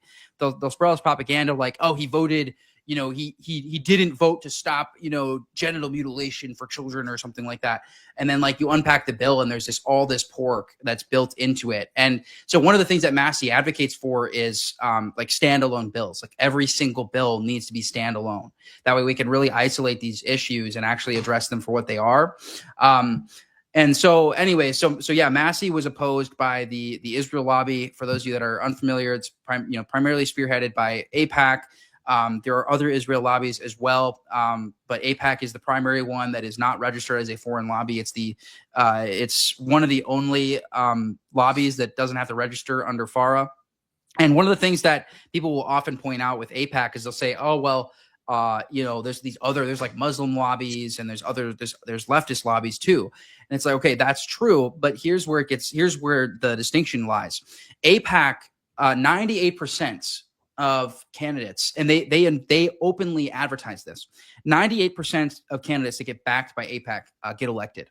98%. And by the way, they're bipartisan. So that's about 62% Republican, 38% Democrat. The only lobbies that even come close to touching that number are the partisan ones, like gun rights lobbies. So like the gun rights lobbies, for example, the pro-2A lobbies, they have like a 94%. So even something as uncontroversial on the right as 2A, and that lobby is still only gets a 94% success rate in their endorsement of candidates. AIPAC somehow has a 98%, and they are bipartisan. They're 62-38 in favor of Republicans, but they're bipartisan. And 98% of their candidates get elected in office. So that's what makes AIPAC different. Is A, they're not registered under FARA, and B, they have such an insanely high rate of success for their elections. A couple of things that are also just like glaring examples of infiltration of our government and our people from Israeli influence is there's something called P5 veto with United Nations resolutions. So since the P5 veto existed in the 1940s, the United States has employed this veto power over the United Nations about 90 times. And basically what it is, it's 5 nations, it's 5 powerhouses in the world that have this ability to veto a UN resolution. And the United States is one of these nations. Well, out of the 90 times that the United States has employed this P5 veto, over half, in fact, about 51 of them have been something related to Israel. So the UN voted to basically, some sort of limit on Israel, some sort of sanction, or something to mitigate Israel and their influence and their power. And the U.S. has employed the veto power of P5 over half of the times that we've employed the veto in total, which is just absolutely insane. Absolutely insane the amount of times we've employed this veto power. There's also another thing called the QME. It's the qualitative military edge. And this is basically a one-way street policy that is built into American law that requires us to ensure that Israel maintains dominance in the region. So it is built into American law that we have to allow Israel to maintain dominance in their region there in the Middle East. There's nothing reciprocal. Israel doesn't have to do anything for us. But we are legally required to give them support if they start to lose their power in the Middle East. And then finally, I'll talk about the aid real quick. So a lot of people know that we send $3.8 billion a year to Israel. What a lot of people don't understand is that per capita, this is absolutely insane. So if you include all supplements that we send to Israel, they get about $720 per citizen. That's like per capita, that's the funding they receive. The closest second to this amount of aid is Jordan at only $150 per citizen in aid. Crazy. And then wait till you hear this. Number 3 is Egypt, $14 per citizen. So the amount of aid that we give to Israel per capita is substantially higher than the second most, and it's even more high than the third most. So it's an insanely disproportionate amount of aid that we give to this nation. And I'm not even talking about the fact that they have their own sections at the Pentagon, Mossad, and Mossad has like their own setup with like the CIA and things of that nature that this just doesn't exist with other countries. There's all things that John Kiriakou has exposed. He's the guy who is Greek Orthodox, has been going viral for all these videos about the CIA, and he talks about Israel all the time. So anyways, there's a ton to unpack here, but that's a little bit of a brief summary of sort of some of the special privileges that Israel has over America. It's insane. The handouts that they get are crazy, Vic. I brought this up in the debate last night. Are you familiar? I'm pretty sure Ben knows a lot about this, especially he's covering this. I had to do a shit ton of research on this. Are you familiar? Are both of you gentlemen familiar with the Lavon affair? I'm not. You're going to have to remind me. So the Lavon affair, let me go ahead and bring this up because I want to get the date. And this is really insane. I think more people should know about this. I want this podcast to be edifying to people so they can understand this. Israel conducted a false flag event called the Lavon Affair. It was a failed Israel covert operation, which was a false flag event against the United States and the UK. They were dressed up as Egyptian nationals. And when they got caught, the guy fessed up to it. Israel actually took the blame for this and said, my bad. They conducted this in Egypt in the summer of 1954. This was supposed to influence political influence over UK and the US. But if you talk about the Gulf of Tonkin, really bad. And it's like, you could say, well, no, that's just an anecdote. Well, 9/11, according to you, was just an anecdote. And when I say according to you, I don't mean the gentleman here, was just an anecdote. And for some reason with 9/11, I can't have a water bottle, this can, or anything else after that event on a plane. I have to take my shoes off. It changed the way that we behave in America forever. 9/11 will go down in history as like never forget. The Lavon affair, because they were caught doing a false flag event against us, literally was stabbing us in the back. I didn't even bring up the USS Liberty yet. I was just about to bring that up. Yeah. Which was crazy. And they asked, they asked for help. Hey, we need help. Our own people said, no, we're going to turn our jets around because we don't want to make Israel look bad. What? How do we unpack this, Ben? This is crazy. How do we trust a nation that will continually have patterns of stabbing us in the back and then have human rights violations of having dogs essaying their detainees and all this, according to the New York Post bombshell that came out? Yes, you've heard it right, folks. They're training their dogs to essay their people according to eyewitness testimonies. 2 guards came out and said this and revealed this, and now they have to go into protection mode because their country might take them out, speaking out against this. But the propaganda is like, we're good with the education program we're talking about, parading the politicians around, hey, see, nothing's bad here. And we'll silence them. Remember, we talked about the white silence and the propagandization the other way with the other community I talked about. The same thing happens. Is like, we'll allow them to go in. And then we'll allow Israel with Iraq to say they have weapons of mass destruction. They lied about that, by the way. That's where we got the intel. And then the intel for this one with the Iran, it's like, no, our DOD came in and said this, or we did the research. They don't have weapons of mass. Israel, they have weapons of mass destruction. We need to go to war for them. And it's like they've lied to us numerous amounts of times, yet we'll go to war for them, yet they've never sent soldiers on the boots of ground to fight for Iraq and Afghanistan. I'm like, okay, so we're going to die for you guys, but you'll never fight for us. The last point I'll make is Netanyahu made a statement. He said, for every Israel life that we have is worth 1,000 American lives. If we don't see this as like an occupation of somebody that's against our interest, I don't know what to tell you. Yeah, and what I think important context here too is a lot of people don't understand the political climate in Israel itself. So Netanyahu represents what really is like the far right party in Israel, and there was actually a falling out that he had with. There's also a centrist party that he actually had a falling out with, and that actually pushed him further right.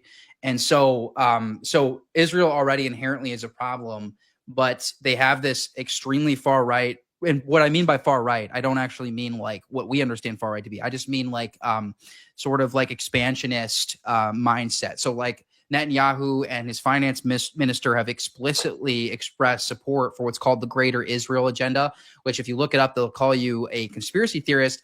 But then you could look up quotes. Netanyahu and his finance minister have explicitly said that they are in favor of the Greater Israel Agenda.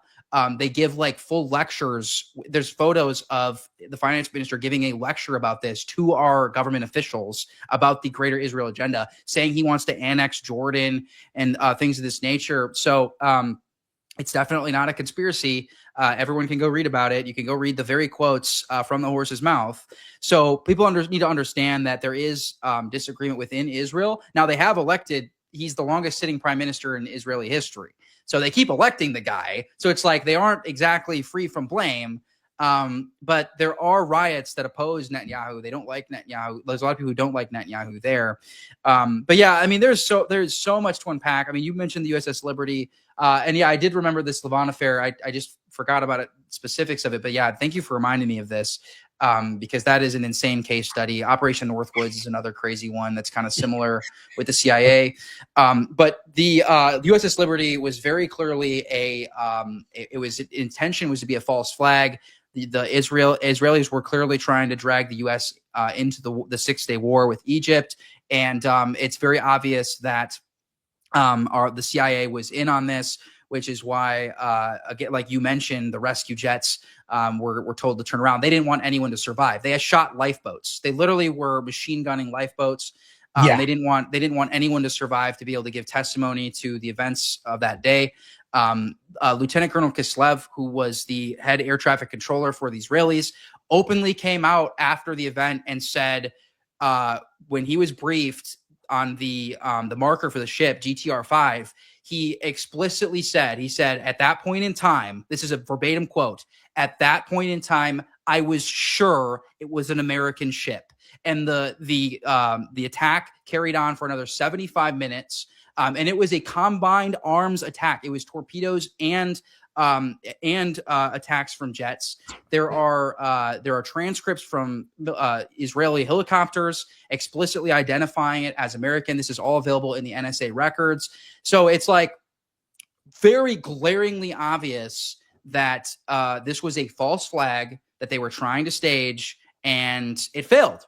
It failed, and people survived, and they were ostracized. They were given gag orders. They were ostracized in their career if they tried to talk about it. And so the whole thing was swept under the rug. John McCain headed the investigation and erroneously determined that it was mistaken identity, even though in 2004, the head of that investigation came out and in 2004 and wrote an entire affidavit saying that they were directed by the CIA and the president to deem it a mistaken identity, even though it wasn't. He said, quote, against strong evidence to the contrary is what he said. And then he called it a politicized sham.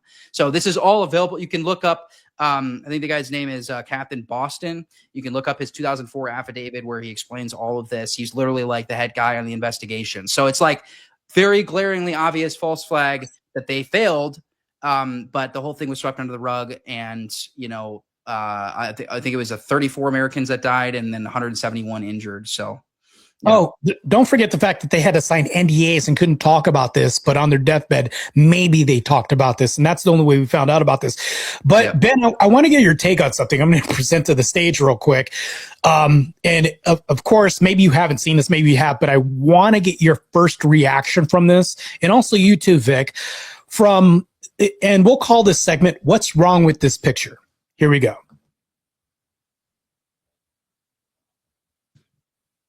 Take your time. Oh, you want him to answer or what? By the way, let me give some context. This is Israeli's #1 news publication. Go ahead. What's wrong with this? Well, what's wrong with it is if I tweeted this, it would be anti-Semitic. That's what's wrong with it. Oh, damn. But hold on. I thought Kentucky was in America. What's like? You see how that's why it's in Greater Israel. Right. How does this not look Kentucky, like Israel? But how does this not look like Kentucky owns Israel by their standards? For if you read this and you were an Israeli sovereign citizen and you read this, how do you not think that we own Kentucky or Kentucky's a part of Israel? The optics is a nightmare on this alone. This is crazy. Yeah, that's insane. Like, so Ben's right. I did do a little bit of research on you, Ben, talking about why I dislike Israel. I saw that. I love that series, by the way. I was like, oh, we're going to talk about that anyways. And then lo and behold, I happen to have a debate on the whole topic. Yeah, people should go. So the part 2 is over the USS Liberty. I go over all the info for that one. And then part 1, and people should look up. It's on my Instagram. It's actually pinned. And I go over Israel was literally, this is objectively true. Israel was founded by 3 terrorist organizations. They're called the Haganah, Irgun, and Lehi. And they were, yeah. Okay, sure, we could do that. So the Haganah, Irgun, and Lehi were basically 3 paramilitary organizations in the 1940s in Palestine. Which is what it was called at the time, right? And a lot of that land is still Palestine. But anyways, so they were basically, they would conduct terror attacks against Palestinians.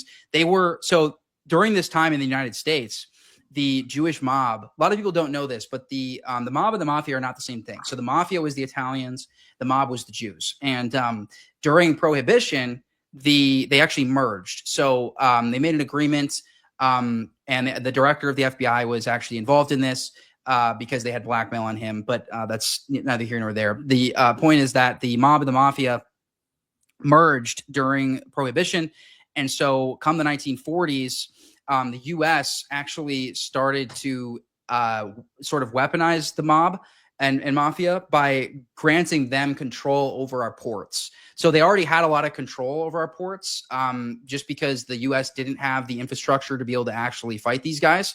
And so we just met with their leaders and we basically handed them the keys to our ports. And so the Jewish mob, particularly Meyer Lansky, actually was able to smuggle weapons and money to these paramilitary organizations in Palestine. And so anyways, this mob is funneling these weapons over there. And one of the most famous acts of terror was the bombing of the King David Hotel, which I believe happened in 1946. Yeah, 1946. And the King David Hotel was was sort of the headquarters of the Brits at that time, because technically it was under British control at that point in history. And so what happened was the Irgun bombed the King David Hotel. They killed 91 people.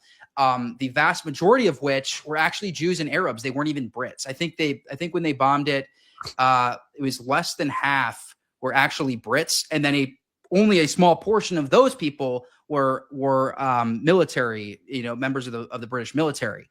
So what you'll often hear as a response is, "Oh, this wasn't an act of terror because it was a military, target." It's like, well, why were there Arabs and Jews there then? Like, why was that the majority of the people who died? So here's where it gets crazy. The head of the Irgun, literally the guy who planned the entire operation, the terror attack, he becomes prime minister. He ends up being a prime minister. Ben Gurion was also a prime minister, it was also a head of the, I think, Haganah. I can't remember if he was the head of the Haganah or the Lehi. But Ben Gurion was the first prime minister, but Prime Minister Begin, who is the head of the Irgun, he literally goes on to become prime minister.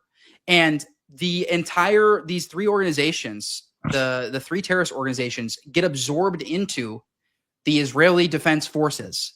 So they took these 3 groups that were literally terrorist organizations, they gleaned their leadership and plugged them into political roles, and then they took all of their military training and they literally made a military out of it, and that's now the IDF. So objectively, Israel was founded as a terrorist state. It's actually insane. It's no wonder why we have such an infiltration that's happening right now. And we have to think about this. People can say, well, at no time did and this is what the guy told me last night. He was like, we never fought for Israel. And I'm like, if Israel never asked us to fight Iran, would we ever fight Iran? And he ran from this as hard as he could. I was like, and I got him to say no, which I'm like, this guy ran into walls all night long. I'm a halfway decent debater, a D-level debater. But that's the thing, though, is our proponents would have us believe that we should have Zionism. right? That should be the flavor of the day. We should always lean towards this. And, according to the Schofield Bible, we should accept them as, for some reason they have magic Jew blood. Like, this is a thing that has been uttered. And I'm like, for some reason we've been propagandized as a nation. I think the biggest proponents and enemies that I fight are Christian Zionists more than anything else on this issue, because they're emboldened in this belief structure and Protestantism and everything else, this mumbo jumbo they believe in, that they are supposed to prop up these Israelis before Christians. And I'm like, hold on, they don't even believe in the same God and all that. It's just crazy. Yet, Ben, if you go over there and you wear this, because I have an Orthodox cross on my neck, over there, see if you make it down the street without getting spit on or, mocked or anything else. It's like, well, we don't even share the same values. It's insane, but somehow we're supposed to treat them as allies. We're not even treated like that if we go boots on the ground over there as a civilian. It's insane. Yeah. And by the way, I did double check. It was Ben Gurion, who is the first prime minister. He was the head of the Haganah, which was one of these. And then another interesting point that I like to bring up too, it's actually funny. The Lehi actually were in negotiations with the German National Socialists. So like there's all this crazy stuff going on in the 1940s, but that was one of them, was like one of these terrorist organizations that gets absorbed into the IDF and into the Israeli leadership was really like in negotiations with the Nazis. And I think there's some overlap there. I can't remember if the Havara Agreement predates those negotiations or not, but the Havara Agreement was basically Hitler gave Jews in Germany an opportunity to go live in Palestine. He basically said, hey, if you want, we will basically, you give us this amount of money and we will transfer it to the local currency, and we will we will help you transport you to Palestine. And that's called the Havara Agreement. So people can look into that. So yeah, anyways, it's interesting, all the different dynamics happening in the 1930s and 40s and how a lot of it involves the nation state of Israel. So Ben, I want to ask you a question right now. This isn't to question your knowledge about law or anything like this, because a lot of people don't really understand this. When I bring up the dogs essaying people, this isn't for like dramatic effect or I want to seem polarizing or anything like that. No, these are, you're talking about acts, human rights violations and things like this. The reason why I say this is important is because, and two things real quick, which debunk anybody else that says that we should keep funding Israel. Netanyahu has came out and said, we would like to be at net zero aid from the U.S. I don't believe this, by the way. When I hear this, they cut off his statement, right? So because he said I want us to transition to a partnership.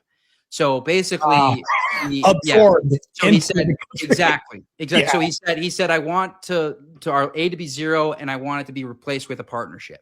So it was not people. It was taken out of context. And 60 Minutes actually trimmed that part. It's not in the main broadcast. And that makes sense. I naturally don't trust them because of the Levant Act, because of the USS Liberty. Matter of fact, there's more that we can unpack. But I do want to bring this up. Ben, are you familiar with what the Leahy Act is? The Leahy Act? No, yeah, I'm the not Leahy Act. No. Brilliant. Okay, because I'm about to educate you on something. Let me speak in Ebonics so that way I don't get ostracized even further from Black community. Moving forward with this, the Leahy Act. Remember when I brought up the dogs essaying people and them chopping children's heads off and doing all this? Well, the proponents would be like, well, Palestine's doing the same thing. Good. I can be consistent and say don't fund any of them. That's fine. Let the sand people fight amongst themselves. But here's why the Leahy Act is important. The Leahy Act, and I'm going to describe this real quick. I'm reading this off of Google. The Leahy Act or Leahy Amendments are U.S. human rights statutes that prohibit the Department of State and Defense from providing military assistance or financial aid or training to foreign security forces units that commit gross human violations of human rights with impunity. Makes sense, right? Why are we giving them foreign aid? That's why it's extremely important. Here's the crazy part about this. When we try to bring up the Leahy Act, there were 72 people in Congress that voted against this and only 11 that said they wanted this. And here's the reason why I suspect this. This could be speculative on my part. I think the reason why they voted against this is because they don't want to see what could be uncovered if they do this.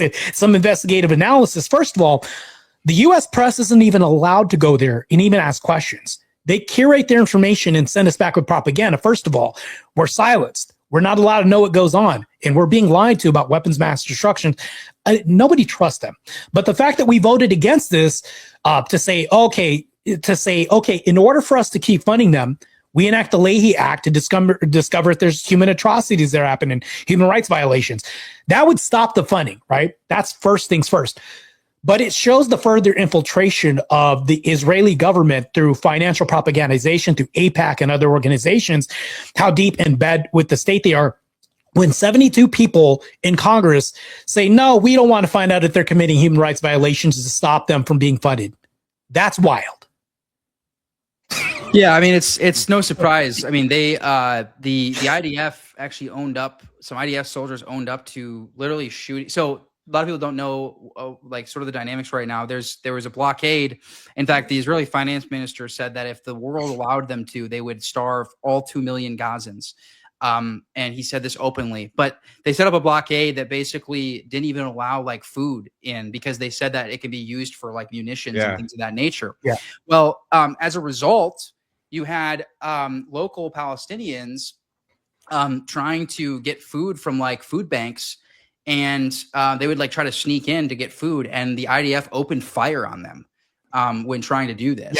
Yeah. And so, I mean, it's just the human rights violations are obviously disgusting. I mean, it's at this point, it's openly an apartheid state. So because they would claim that Gaza and the West Bank are part of Israeli territory, but the people that live there are not citizens. So that is by definition an apartheid state. They're actually better off. So I think it's it's the vast majority of the countries in the UN. I think it's like 157 of them actually recognize a Palestinian state. And that's actually better for Israeli law, because that would mean that it's not an apartheid state, because technically it's they're their own state. So it seems like they really have two options as far as basic, human rights and international law. They either need to annex the West Bank and Gaza and grant them citizenship, which they don't want to do, because then they would become only 50% of the population, Jews would, or B, they need to grant them their own state. Like those are your two options. You can't, like, occupation is not the solution. It is, a violation of their human rights. And so you have to take your boot off their neck, and you either need to grant them a state, or you need to annex the territory and grant them citizenship. Like those are your two options. And so, there's a lot to unpack here, but the human rights, the disregard for human rights. Netanyahu openly said recently, it's funny because a lot of these Zio apologists, if you will say that, like, oh, he doesn't want to ethnically cleanse them or anything like that. But Netanyahu openly came out. In May, he openly came out and said, early May, he said, I want to ensure that the Gazans have no homes to return to. That was what he said. So that's ethnic cleansing. You can't do that, dude. You can't do that. So I mean, it's pretty blatant, which is why this is real. I'll just land this plane real quick. Yeah, go ahead. The perspective, the perception of Israel, basically everywhere else in the world, acknowledges these things. It's like just here. Like this is the only place in the world really where like there's like a stigma around like anti-Israeli content. And like this is just not how it is. Even Western Europe is like starting to recognize like Palestine as a state, saying that Netanyahu is a war criminal, things of that nature. So the sentiment, and actually in the book, The Israel Lobby, I don't know where it went. I had it on I think in my nightstand. It's written by kind of a normie, and he actually goes over this, how like the rest of the world's perception of Israel is very different than the American one. So it's funny because it's a form of sophistry. Like, let me know if I'm off base here, Ben, but it's a form of sophistry when you say, I don't want to let them have any homes to return to, when really you can somehow scapegoat and slide out of this, because that's pure sophistry. When you say, well, it's ethnic cleansing. Well, no, that's not what I meant by saying that. It's funny the way that they choose and curate their language when they say this, no homes left. could be used for so many things. It's such a generalized statement. Well, no, I mean, relocate, right? You see how we can do this? Pure sophistry at the heart of things. And when we say this, it's like, well, we know what they mean. We just can't say this. And when we say we don't like Israel's policy, here's the other word game that they're using. If I say I don't like Israel's policies and I don't like their infiltration, the occupation, I'm automatically anti-Semitic. I'm anti-Semitic for saying, no, that doesn't mean that. So now what they're doing is everything is labeled anti-Semitic for saying, I just don't like the infiltration, the occupation in the United States where Massey can run. And I'm not saying I chose a side or whatever, but Massey could say anything just to hint at this. They did this to two black senators who were against the Israeli occupation and them to identify themselves as foreign actors, as AIPAC and everybody else. It's like, dude, these are just common sense things, but they're automatically labeled anti-Semitic for just that. This doesn't make any sense because now it's the same thing as your ex, Ben. Like, let's say if you're in a relationship, you're just an a-hole, but you're called a narcissist. Those are two different things. But mind you, they're warping language to where now this language is, and this goes to the white extermination propagandization, to where language doesn't mean anything. It means whatever we want because these definitions aren't absolute. Meanwhile, I can label you a schnazi and all you are is just telling the truth, and it feels mean and it hurts. So that's what you are. They're doing this to everything else. Israeli propagandization is doing the same thing when they're saying, we just don't want you to have any homes to return to. Pure sophistry. Am I off base? Well, they're starting to be less. They're starting to be less sophist with it because they're just coming out and saying it. For a while, that was sophistry, but like when Netanyahu came out and said that, like the Zio apologists just kind of like threw their hands up. Like, what am I supposed to say about this? Like this is clearly ethnic cleansing. Like, brazen now. More brazen. Yeah. So, because if it's funny, because if you listen to how they would frame it, I've listened to all the Surrounded episodes. I've listened to, there's a guy named Nick Matua, I think is how you say his name, and he's a big like Israel shill. And it's funny if you watch his rhetoric, because before Netanyahu had said that, he was like, yeah, Netanyahu's been very careful not to imply any sort of ethnic cleansing in the land, and to ensure that the Palestinians still maintain a home, and then he literally came out and explicitly said, we don't want them to have a home to return to. So it was like, so, Oof. but yeah. The contradictions are stifling here, by the way. It's so crazy. Yeah. And they have no leg to stand on. I mean, they think that they have like a divinely granted right to have an ethno state, which is why they don't want to annex these territories. They want Jews to be able to live there. They don't want the Arabs and the Palestinians to be able to live there. They want to annex it and be able to have Jews live there, because the problem, if they annex it and they grant them citizenship, like I was explaining, they would actually become a minority in Israel. So right now, Jews make up about 75% of Israel. And you could still maybe call that an ethno state, although I would say 85% is what makes an ethno state, but that's like ambiguous.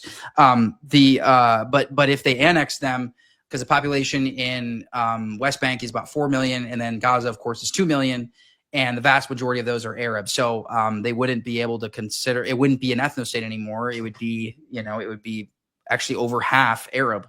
So, and they don't want that. So that's why they won't do it. So I have a question, Ben, real quick, if I can ask before Vic chimes in. How do I frame this? Because I had like a list of questions. Remember, Vic, that I never once went to that, because this has been such an engaging podcast. Usually we have guests that are like, we have to kind of goad into talking a little bit. Ben, you're more of like, the person that's like, it's less work for me because you have a lot of information. You're kind of an encyclopedia now of sorts. Yeah. But here's the thing, though. Do you think that we have an Israeli occupation in America that would allow this free range voting that we assume that we have? Do I think that? Do you think that there's an Israeli occupation that's currently happening? Of course, Captain Obvious here a little bit. Yeah. I mean, I think I went over that with the AIPAC stuff and sort of the unique privileges that they have and just their success rate. I mean, and it's interesting if you look at like, for example, you'll have Jewish writers actually bragging that like elections are like competitions for who can, defend Israel more, and it's funny how like you'll have these bills that will just like, pass with unanimity in the House or the Senate. And it's like, Congress can't agree on anything, but they agree on Israel. And it's like, why is that? Like, they agree on two things. They agree on two things: pro-America and pro-Israel. Like, those are basically like the only two things that like American politicians can agree on, whether, you know, either side of the aisle. And it's actually sad because the Democrats are figuring this out before us, because the Republican Party is sort of becoming like, every year it shifts more and more Zio, and the Democrats shifts left and left, like less and less Zio. And it's like, it's actually really unfortunate that like they're figuring this out before we are. Cause it's like, how did the party that literally believes in taxpayer funded genital mutilation for children figure out that we're under foreign influence, you know, before we did? Like, the cold-blooded Americans who love our country weren't able to identify this. And it's actually crazy because like Tucker talks about this, about how like he would go to like Republican events for not centuries, decades. And he would say like, and he would notice like people would talk about Israel, but he like never thought twice about it. Like everybody is talking about how much they love Israel. And it's like, why? Like, no one ever even thought to question it. Like, no one ever even thought like, this is odd. We're at an American political event and we're talking about a foreign country, and we're bringing in people who like, we're bringing in, you know, figures from that nation. We're bringing Netanyahu. 6 times Netanyahu has been to the White House under this presidency. No one has ever come close to that. The only one that came close to it was Winston Churchill during World War II. Like, that's the only time any world leader has ever come close to visiting the White House that amount of times.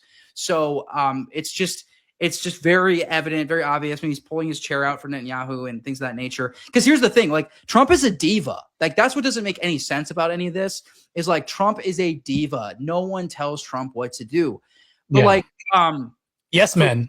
For some reason, right, Israel is like, it has this like unique place in his heart. Like, I mean, Mark Levin, Tucker talks about how like Mark Levin walked over to Trump, like, and literally like put him in like an arm lock. Like, you put the president of the United States in an arm lock like he's a little child. Like, Trump would never stand for something like that from anybody. He's never stood for anything like that in his entire life.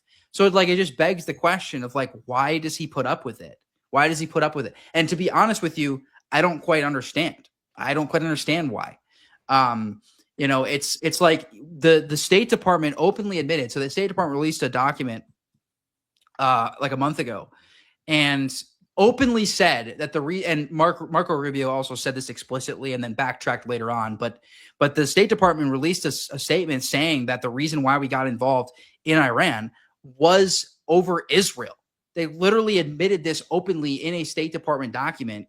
And then Trump has the audacity to say that when he was asked about America's Americans' financial situation, he said, "I don't care about that." He verbatim said, "I do not care about that. I care about Iran not getting a nuclear weapon," even though countries that also hate America, like Pakistan, have nuclear weapons, and it's been fine.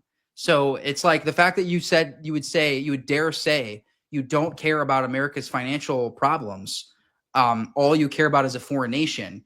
By the way, a foreign conflict that the State Department admitted is over Israel. It's like, that's just the quiet part out loud. You're just saying the quiet part out loud at that point.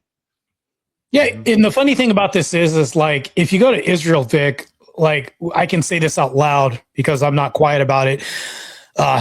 No pun intended. If you go to Israel, they have free healthcare, free medical, free school, everything else. Meanwhile, we got potholes. Our educational system is in shambles.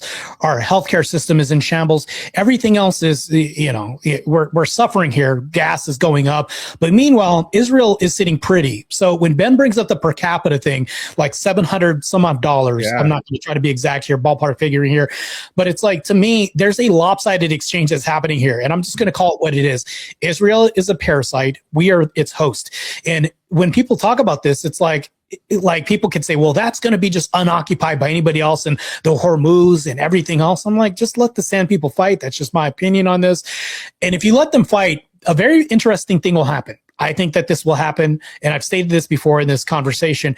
I think Israel will withdraw and say, you know what? Damn, we don't have the armament to fight this. We can't do this on our own. Why are we even in this? Let's stop fighting, because it's really a religious war. This is really what it boils down to.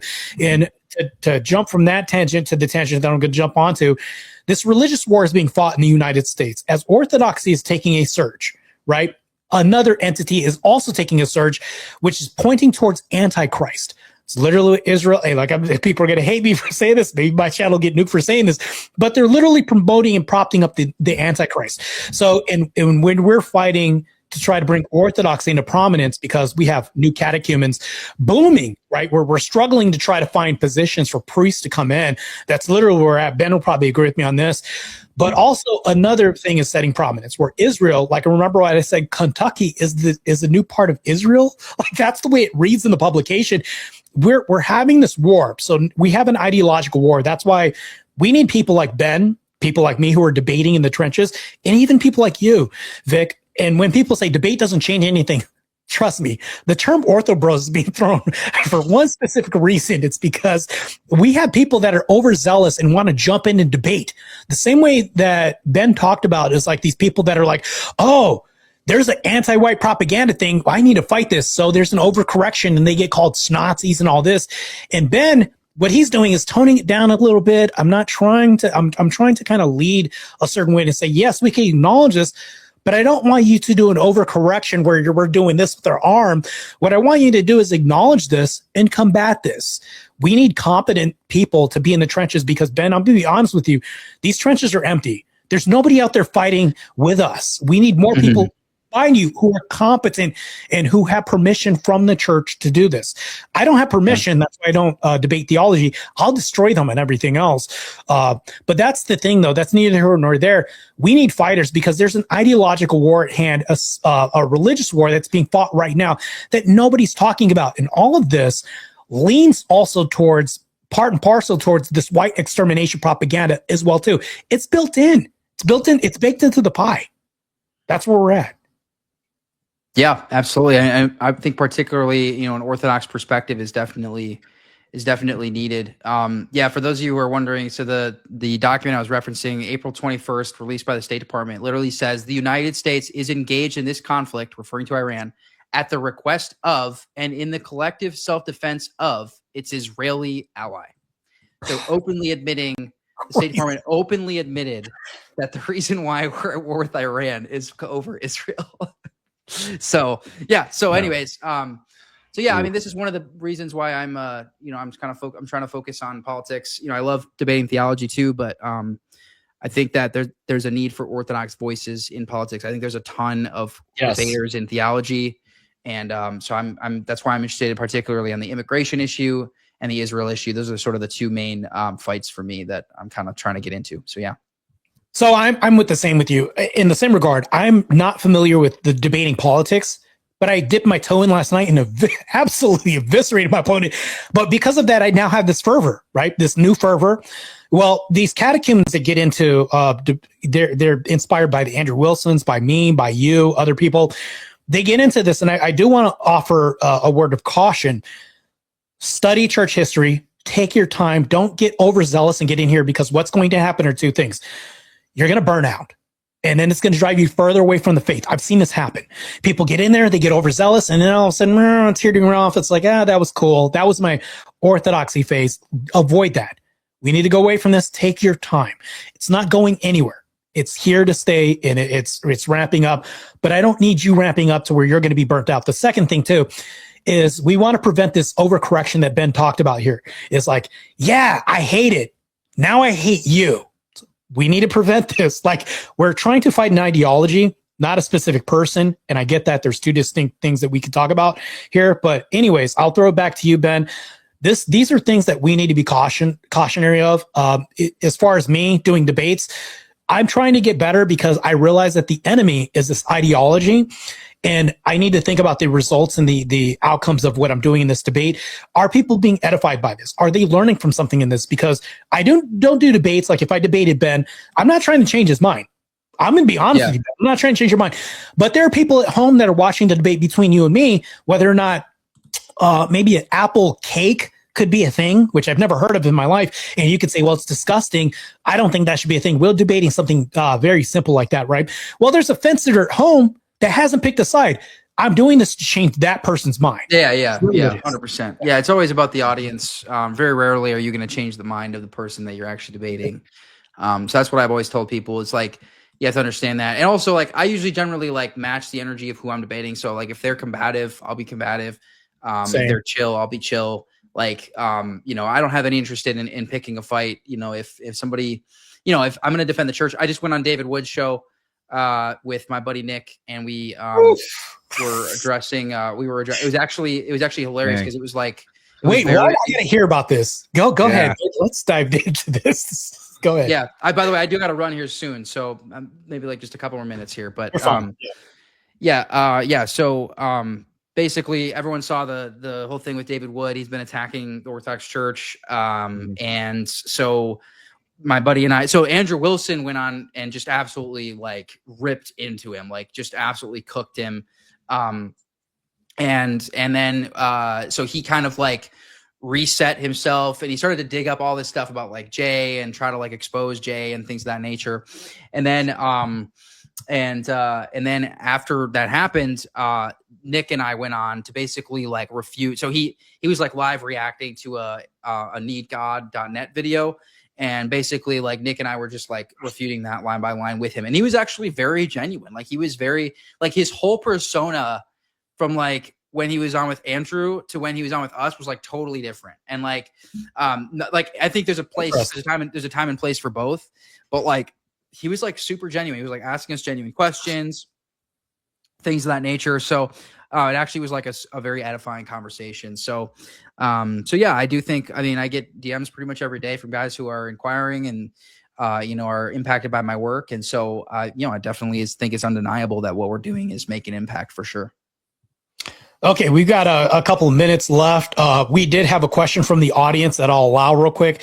Long Haul Nate sent in a super chat, and he wanted to ask, Ben, does the term Greek pride sound like Skittles coded to you? Sound Skittles coded to you? That's what he wanted to ask. Yeah. Gosh, I don't know. I don't really like, so pride. I'm open to ideas here because I'm not sure what word would be a good replacement for pride, because I don't like the term pride. I mean, it's inherently sinful, right? Like pride, you think is, I think you could maybe argue that there's an unsinful form of pride, but I don't know that there's a biblical basis for that. So it's like, okay, what do we call, you know, looking at your heritage positively? Like, what word would we use that's like not sinful? So I don't know. I'm open to ideas. I don't like the term pride in general, like when it comes to these contexts. So. Yeah, that makes sense to me. So we're going to wrap up here. I know this was kind of a crazy, hectic podcast, but these are important issues that we need to discuss. And absent discussing this, all you have is allowance. And I want to prevent that. I think we need soldiers in the fights. If you think about it, it's like looking at the murals of in the church and things like this. We see swords and shields. Go to Protestant church. No, turn the other cheek, die, all this other stuff. We're going to just allow infiltration to where now we have rainbow flags in our church. The infiltration has started long ago, right? Yeah. We want to prevent this. And that's what catechesis is, right? The infiltration, we're vetting. I think that that's important. I do think also we need to be able to, what is it? Safeguarding. I forgot the word is called when you protect things from coming in. There's another word for this when you have to gatekeep. Yeah, gatekeeping. I think that Christianity should be gate kept. I think at all costs. If you're not gatekeeping, you have allowance, and next thing you know, it warps your culture to where we don't have what the church looks like anymore. That's what's happening to America right now at the moment. And yeah, this has been a very, very fun podcast. I enjoyed myself by discussing this. Anyways, I'll allow you to say, you know, take as long as you need, where people can find you, any closing words that you have on the subject, and the floor is yours, Ben. Yeah, absolutely. So, I host the show American Orthodoxy over on my YouTube, Real Ben Michael, and I'm live every Tuesday, Thursday, and Saturday at 2:00 Eastern, and that's the best place to find me. I'm also on Instagram and Twitter at the same handle, Real Ben Michael, and basically my entire the whole purpose of my show is to bring young men who are far right into the fold. So, like, you know, one of the things that I really desire for them is to, you know, help them kind of pump the brakes on, you know, sort of some of these race valid concerns they have about race and immigration and Israel and things of that nature, and help them bring them into the fold and submit themselves to what the church has to say about it. And so I'm constantly citing Orthodox saints and church authorities to make sure that we're ensuring we're grounded in what the saints say. And so, yeah, that's sort of the work I do. And you can find me over at that show. And I'm going to be starting to get into some political debates very soon. So I'm probably going to be debating Harry Sisson actually on immigration. Nice. Wow. That's going to be, it's going to be awesome. I'm going to be looking for, I was actually going to ask you because I review debates on my channel. Yeah. I was actually, if you're going to be getting back into debates, that's actually great news. I'm going to be looking forward to that debate. Yeah. Pretty sure you're going to destroy Harry Sisson, and it's going to be entertaining. So Yes. looking forward to that. Yeah. Yes. The cope is going to be magnificent. By the way, I'm also making an announcement too, because I thoroughly eviscerated my opponent last night. I too am going to be entering the political arena debates. I also thought about running as well too. I just hate the part that, you know, you can't just jump in. People have to see your face at events and anyways, that's a whole different conversation. I want to spend a whole nother hour droning on about that. But people can find you at Benjamin Michael on YouTube, right? Real Ben Michael. Here, I'll type it in the chat. And I can just send you the link so you can put them in the description afterwards here. But yeah, we'll do that too. We'll put your link in the description as well, where people can find you. Another question that I have real quick before we leave: you were going by the moniker of Orthodox Luigi, and now Yes, Real Ben Michael. What happened with that? yeah, so my online persona has been Luigi for forever, and this started in 2020 time frame when I blew up on TikTok, because my boss at the time, so my last name is actually French, and it's like really hard to pronounce, and so he took one look at it. He was like, I'm just going to call you Luigi instead. And so ever since then, I just went by Luigi online. But I wanted to, the reason why I switched it up is because I want my name to match what it will one day be on a ballot. So, and then even though I don't use my real last name, Michael is my real middle name. So people will be able to recognize it on a ballot. They'll recognize my brand. So that was sort of the goal. Because if I do Luigi, it's like, no, who's gonna know who this Ben Langlois guy is? You know what I mean? Yeah. So that's why I had to do it that way. And actually, there's a lot of states who allow you can actually put whatever name you want as long as it's your real name. So I can put just my first and middle name on a ballot, for example. But anyways, that was the main reason. And then the other thing too is just St. Michael the Archangel. I'm very drawn to. He was the patron saint of the Iron Guard. And he is, it's literally my middle name. So I've always been kind of drawn to him as well. So yeah. Yeah, it's funny because I think that, my saint is St. Moses the Black, and we would be both known as coons today because we're very anti-Black culture. He turned his back on Black culture, which was crime and all these other things. It's like he would be known as a coon, and very conservative actually by today's standards. Does my hair look red? Someone said I'm a ginger. Yeah, somebody said. Yeah, even in my chat, ginger. Too. Yeah, my chat too. People are saying that you're a ginger too. Oh my god, you do look like a ginger from my perspective too. Oh boy. Your hair does look red too. Yeah. Well, it's not. It's blonde. I swear it's blonde. Yeah. Well, Ben, you know that gingers are somehow known as black, so maybe you have the N-word pass. Who knows? We'll find out, to be continued in the future. So to be continued on that. So. Yes. All right. Thanks, guys. All right, guys. All right. Yeah. All right, and I'll talk to you later, man. All right. God bless. Christ is God. All right. Christ is God. Yeah, that was one hellacious podcast to go through. I was on pins and needles because I was like, oh, my channel, I don't want to get it nuked, but this must be talked about. That's the whole time I was talking. Yeah, I mean, Marte kept telling me this is going to be really controversial, and I could see why, because it got pretty controversial. I mean, already talking about the white erasure stuff and the white problem here in America, that's already controversial enough. But then to get over to the Israel stuff, I was like, oh yeah, that's gonna draw a lot of division, you know. But I learned a lot because I've always said I've been very ignorant when it comes to Israel stuff. I have no opinion on it one way or the other. I'm not a Zionist, and I'm not I don't hate Israel or anything like that. But to hear you and Luigi going back and forth on it, I actually learned a lot. So I actually kind of want to look more into stuff. So that was very informative, I got to say. Vic, I don't know if you're going to, so if you're not that informed, I don't know if you're going to cover my debate last night, but my opponent got thoroughly destroyed and eviscerated. That was a pretty good debate. Even though I'm not like an expert on the subject, I do want to watch it because I saw you shared the poll on who won, and it was usually when you put up your polls, they're usually like you win by like a land. Yeah, usually win by a landslide. But this one was, the margin was much smaller. And I was like, oh wow, I actually kind of want to see this now. You know, it 48 to 52%. And here's the thing though, is like the things that I destroyed him on were very obvious, but what he did was there in my hats off to AVG Tyler. He's the other AVG. The way that he kind of like smooths or smuggles himself out of these positions that he has is like, oh, that's kind of like some borderline high tier debater stuff that you're doing right there. But I'm like, no, I'm going to hold you to it. And I'm going to re-ask the question that you don't answer. And that's how you get people is you ask the question again. You keep asking this because they'll wiggle out of this. He does this a lot in the debate.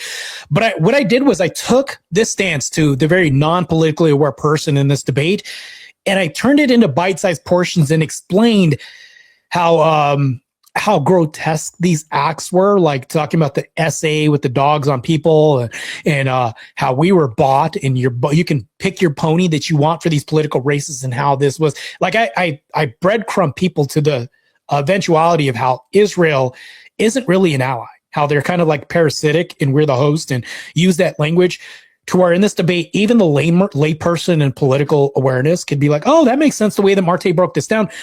So the way that I approached this political debate was like, damn, I don't want to use all these political terms. I want to break this down to where the Vics of the world, not disparaging you, but anybody else watching this debate can be like, damn, Marte's making a lot of sense and I can relate to that. Yeah. Well, I do plan on reviewing it. I think it should be really interesting. It does kind of sound like Israel's like the leech or like the moocher friend that's just like, oh man, come on, can you give me money? Can you give me money? And then if you say no, then it's like the guilt trip you. It's like, well, okay, it'd be a shame if the Muslims destroyed us. I know, right? Yeah, I'm anti-Semitic now. Yeah, there's one nation. Know, right? It's like for some reason their nation has got a blank check to unconditionally do whatever the hell they want to. That's the way it looks right now. I don't see how that's any different. And if anybody in the chat disagrees with me, how am I wrong with this? And then not to mention this, but it's like we're giving Israel all this stuff. Even Vic, like let's say that you're the most unaware person. Have you ever heard of what we're getting in this trade-off with Israel? Like, what are we getting? Have you heard of anything? Yeah, no, I haven't heard anything, even though I'm not really that informed when it comes to this subject. I've never heard of anything that they do for us. Yeah, I've never heard of anything that Israel really does for us that it's like, oh, we have to give them all these preferential treatments and stuff like that. I don't know. I can't think of anything. Yeah, it's lopsided. They get everything. Meanwhile, like I said, free healthcare, everything else, they're supported by us. They're dependents that we can't write off at the end of the year for taxes. Literally, like the not to reference the redheaded stepchild, pun it not intended here, with Ben, but he's not redheaded, by the way. But going back to this, it's like they're dependent that we can't write off. And like we talk about this, we're literally cucking out. We're cucks in this, like we're sitting in the hotel room chair while we're watching everybody else get the benefit as we suffer, and we're not participating in anything. The participation we do have is to our detriment. They'll send soldiers to Kuwait, to everywhere else, like Iraq. Like we'll send, when I say them, they're sending soldiers. We are sending soldiers. They're not sending any military personnel to die for us. Netanyahu said things like, one Israeli life is worth 1,000 US lives. What does that tell you? How they value our lives? They don't care about us. Like we'll pass away, we'll die, but hey, please give us all your money. Right. Mm-hmm. So I don't know. That's my position on this. But when you see the debate, you're going to be like, damn, this guy is getting destroyed. It's like so that prompted me. I was like, damn, if I'm doing this, and it's one of the very few debates. I think it's my best debate, believe it or not. But it's one of the very few debates that I can watch myself and be like, damn, I'm even entertained by this.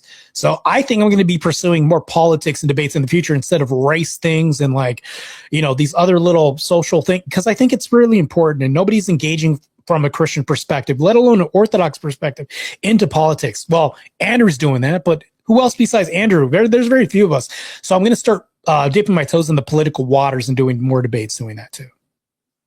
Hell yeah, Marte, sounds good. I can't wait to watch them, and like I said, I can't wait to review last night's debate. I think it should be a banger.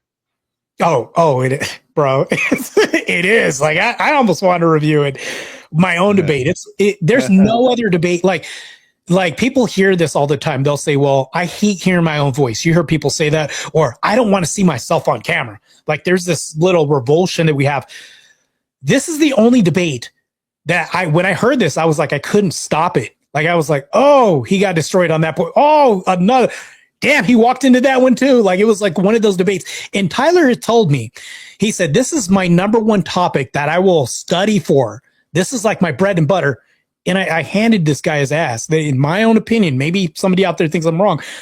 And I'm like, this was your bread and butter? You know what? Because of this, I'm going to start leaning towards political debates now from now on.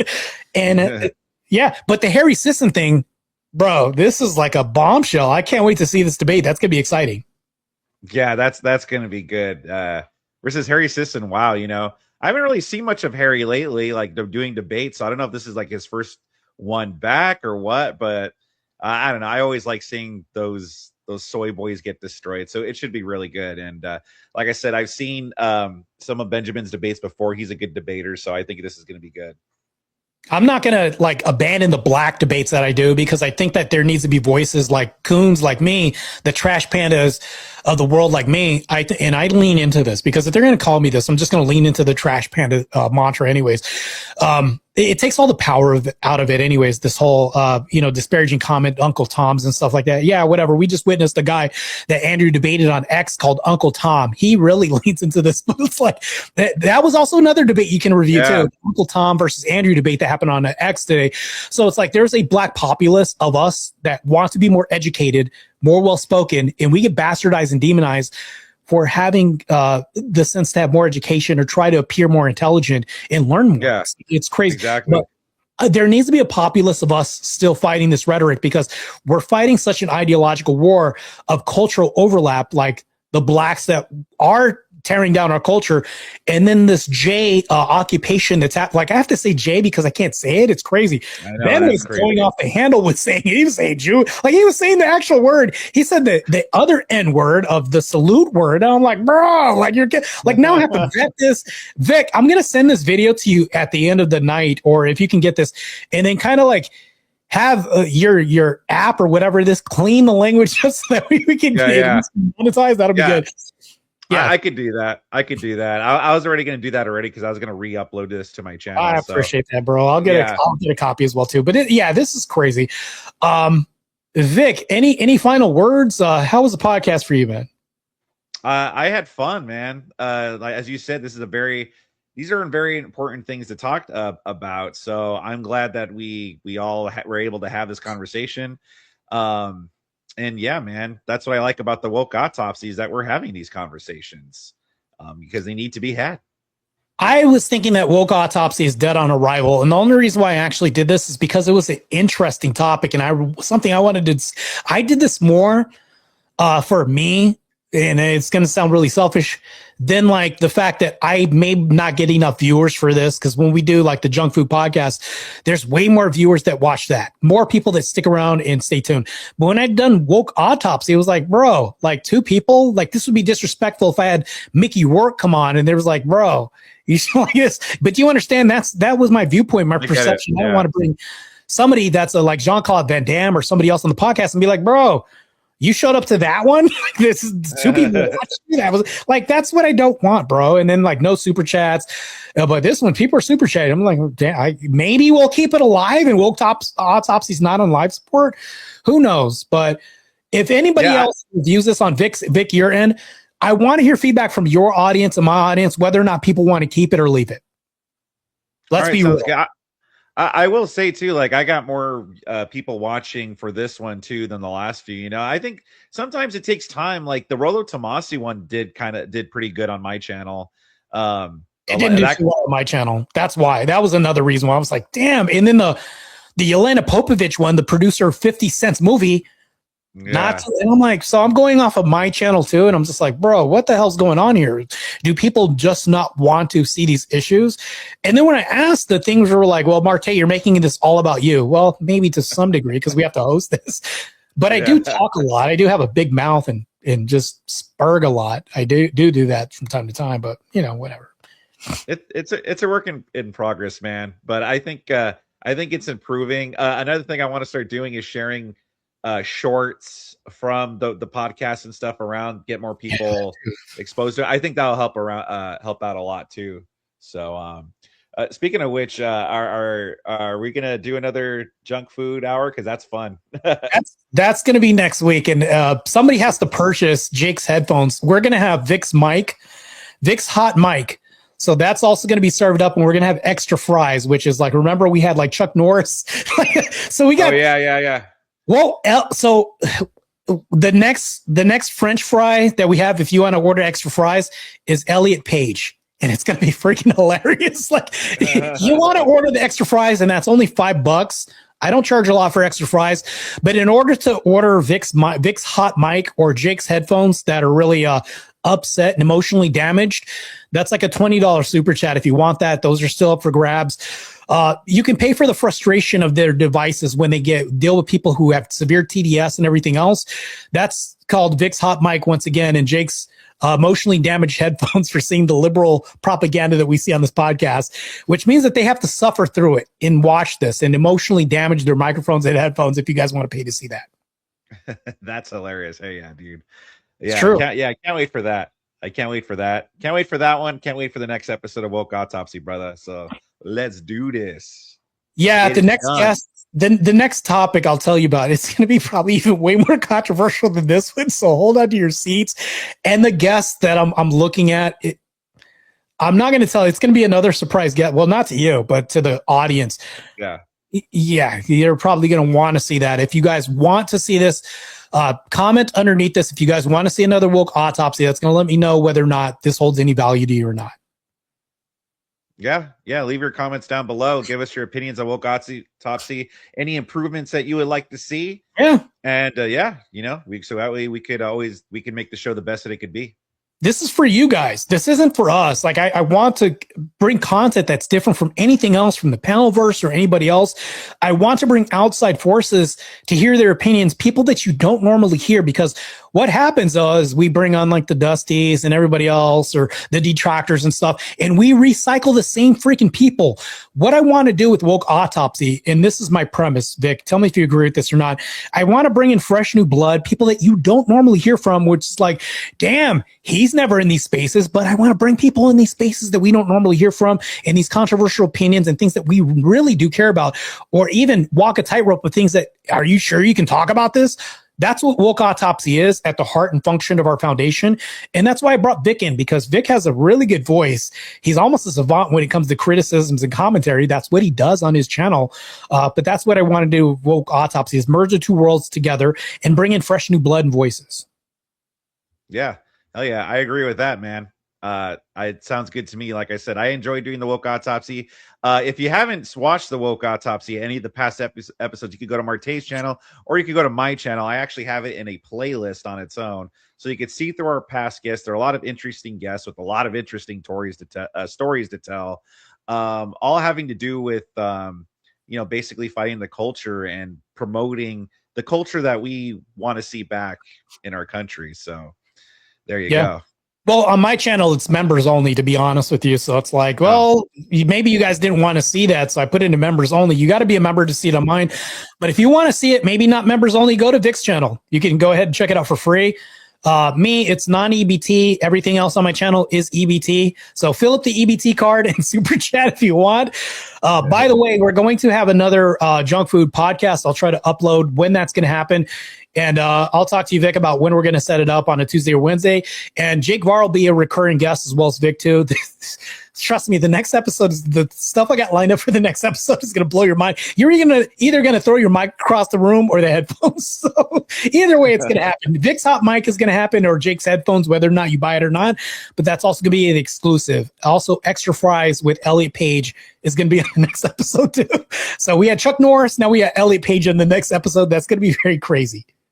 I think I know where that Elliot Page one is going, but I'm looking forward to that one. I think I have an idea what that is, but yeah, I can't wait. It's gonna be hilarious. The Chuck Norris one was hilarious. I've seen a little bit of the Elliot Page stuff, so I think that's gonna be good as well. Yeah, the extra fries, if you order that for only $5, you could order extra fries on the menu. There's also, like I said, Vic's hot mic and Jake's emotionally damaged headphones. He's not hearing this right now, but he guarantee he's going to throw his headphones across the room and walk off the podcast again. Or you're going to push your mic to the side and just be like, oh boy. So yeah. But anyways, you guys can find me on OTE with Marte Reyes. I do debates. I do podcasts like you've seen here, the Junk Food Hour podcast. Let us know if you want to hear more woke autopsy with more celebrity guests. I'll call Ben a celebrity guest. The guy's a celebrity in the Orthodox community. Anyways, that's it for me. Vic? Yeah, you can find me on my YouTube channel. That's the primary way you can find me, KEWLV1C. I review debates. I sometimes cover drama stuff. I talk about politics, all that good stuff. So yeah, and you can find me on X under the same name as well. So any social media, if you just search up that, you'll probably find me. Yeah, you'll find me there too. I'm going to lean more towards political debates and content. And I have also the real quick on the World War debate thing. The guy, my first opponent, did write me back. Vic, I really feel bad for the guy, to be honest with you. If you saw the chat I sent you, I feel bad for my opponent. I'm going to be, I think, besides the NDAs, since they've released it now, I mean, might as well, I mean, I think I could talk about it. The first topic that I'm debating in World War debate is anti-feminism in the United States. And my first opponent that's debating me, I could say this, it doesn't hurt or help my opponent or me at all to say this. He doesn't do debates. He does essays online. So think about it. I do debates, and I'm very rapid fire, spitfire, aggressive debater at times. This guy doesn't do debates. He does video essays, and he's fighting me on feminism. So good luck to you. May Christ have mercy on your soul. That's all I'll say about that will be like a guy who mostly just does shadow boxing, going in his first boxing actual fight against Mike Tyson. It's not going to be good. It's not going to be good. Yeah, they're going to be scraping the guy off the walls after this debate. That's what I'm just going to look bloodbath. I'm just going to automatically say it's probably going to happen. But you know what, Kung Fu Joe, I look forward to seeing this. Two cool names. We have Cool Vic and Kung Fu Joe. The guy's right to say that they're these names stand out. I'll just say that. Very polarizing names. Your name and Kung Fu Joe. I look forward to seeing that debate as well, too, when that happens. But I'm pretty sure World War Debate's going to update you guys before they update us on what's going on. And if they update us, you guys will find out. Yeah, exactly. Yeah, and I must say just one real quick thing. Yeah, our names are cool and all, but it's not as cool as Marte Rojas, though. I gotta say that. So horrible. Or Rowles. Rowles. Now I want to destroy Not So Erudite for saying that. I have to get vengeance and preserve my bloodline and defend my bloodline by destroying Not So Erudite. Kayla. We'll just call her Kayla. So since you want to steal my name, Kayla, the winner can preserve their family bloodline name, whoever wins this debate. But you know what? That might happen. Like a video game, you have all these characters and then you have the boss level. Maybe that's what they got in store for us in World War Debate, where it's like, you beat everybody else. We got a Not So Erudite with the Agrippa's trilemma. Yeah. Agrippa's trilemma, right? Seriously, a special hidden boss. Yeah, dude, that'll be awesome. That'll be good. But yeah, man, good stuff tonight, brother. Had a fun time as always. Vic, no shade towards you and World War Debate, but I plan on winning the whole thing. Just to let you know, we're friends right now until we're. Well, by the way, folks, I'm just gonna let you know there could be a chance that me and Vic, as friendly as we can be, like notice the background here. It's gonna look like this. If Vic beats Kung Fu Joe and I win and we all win in this Kumite event, verbal Kumite, that we might be facing each other. We could be foes. That's a very good possibility, believe it or not. Yeah, it really is. I already told Marte that if that happens, I would be very excited about it. That would be a real big challenge for me.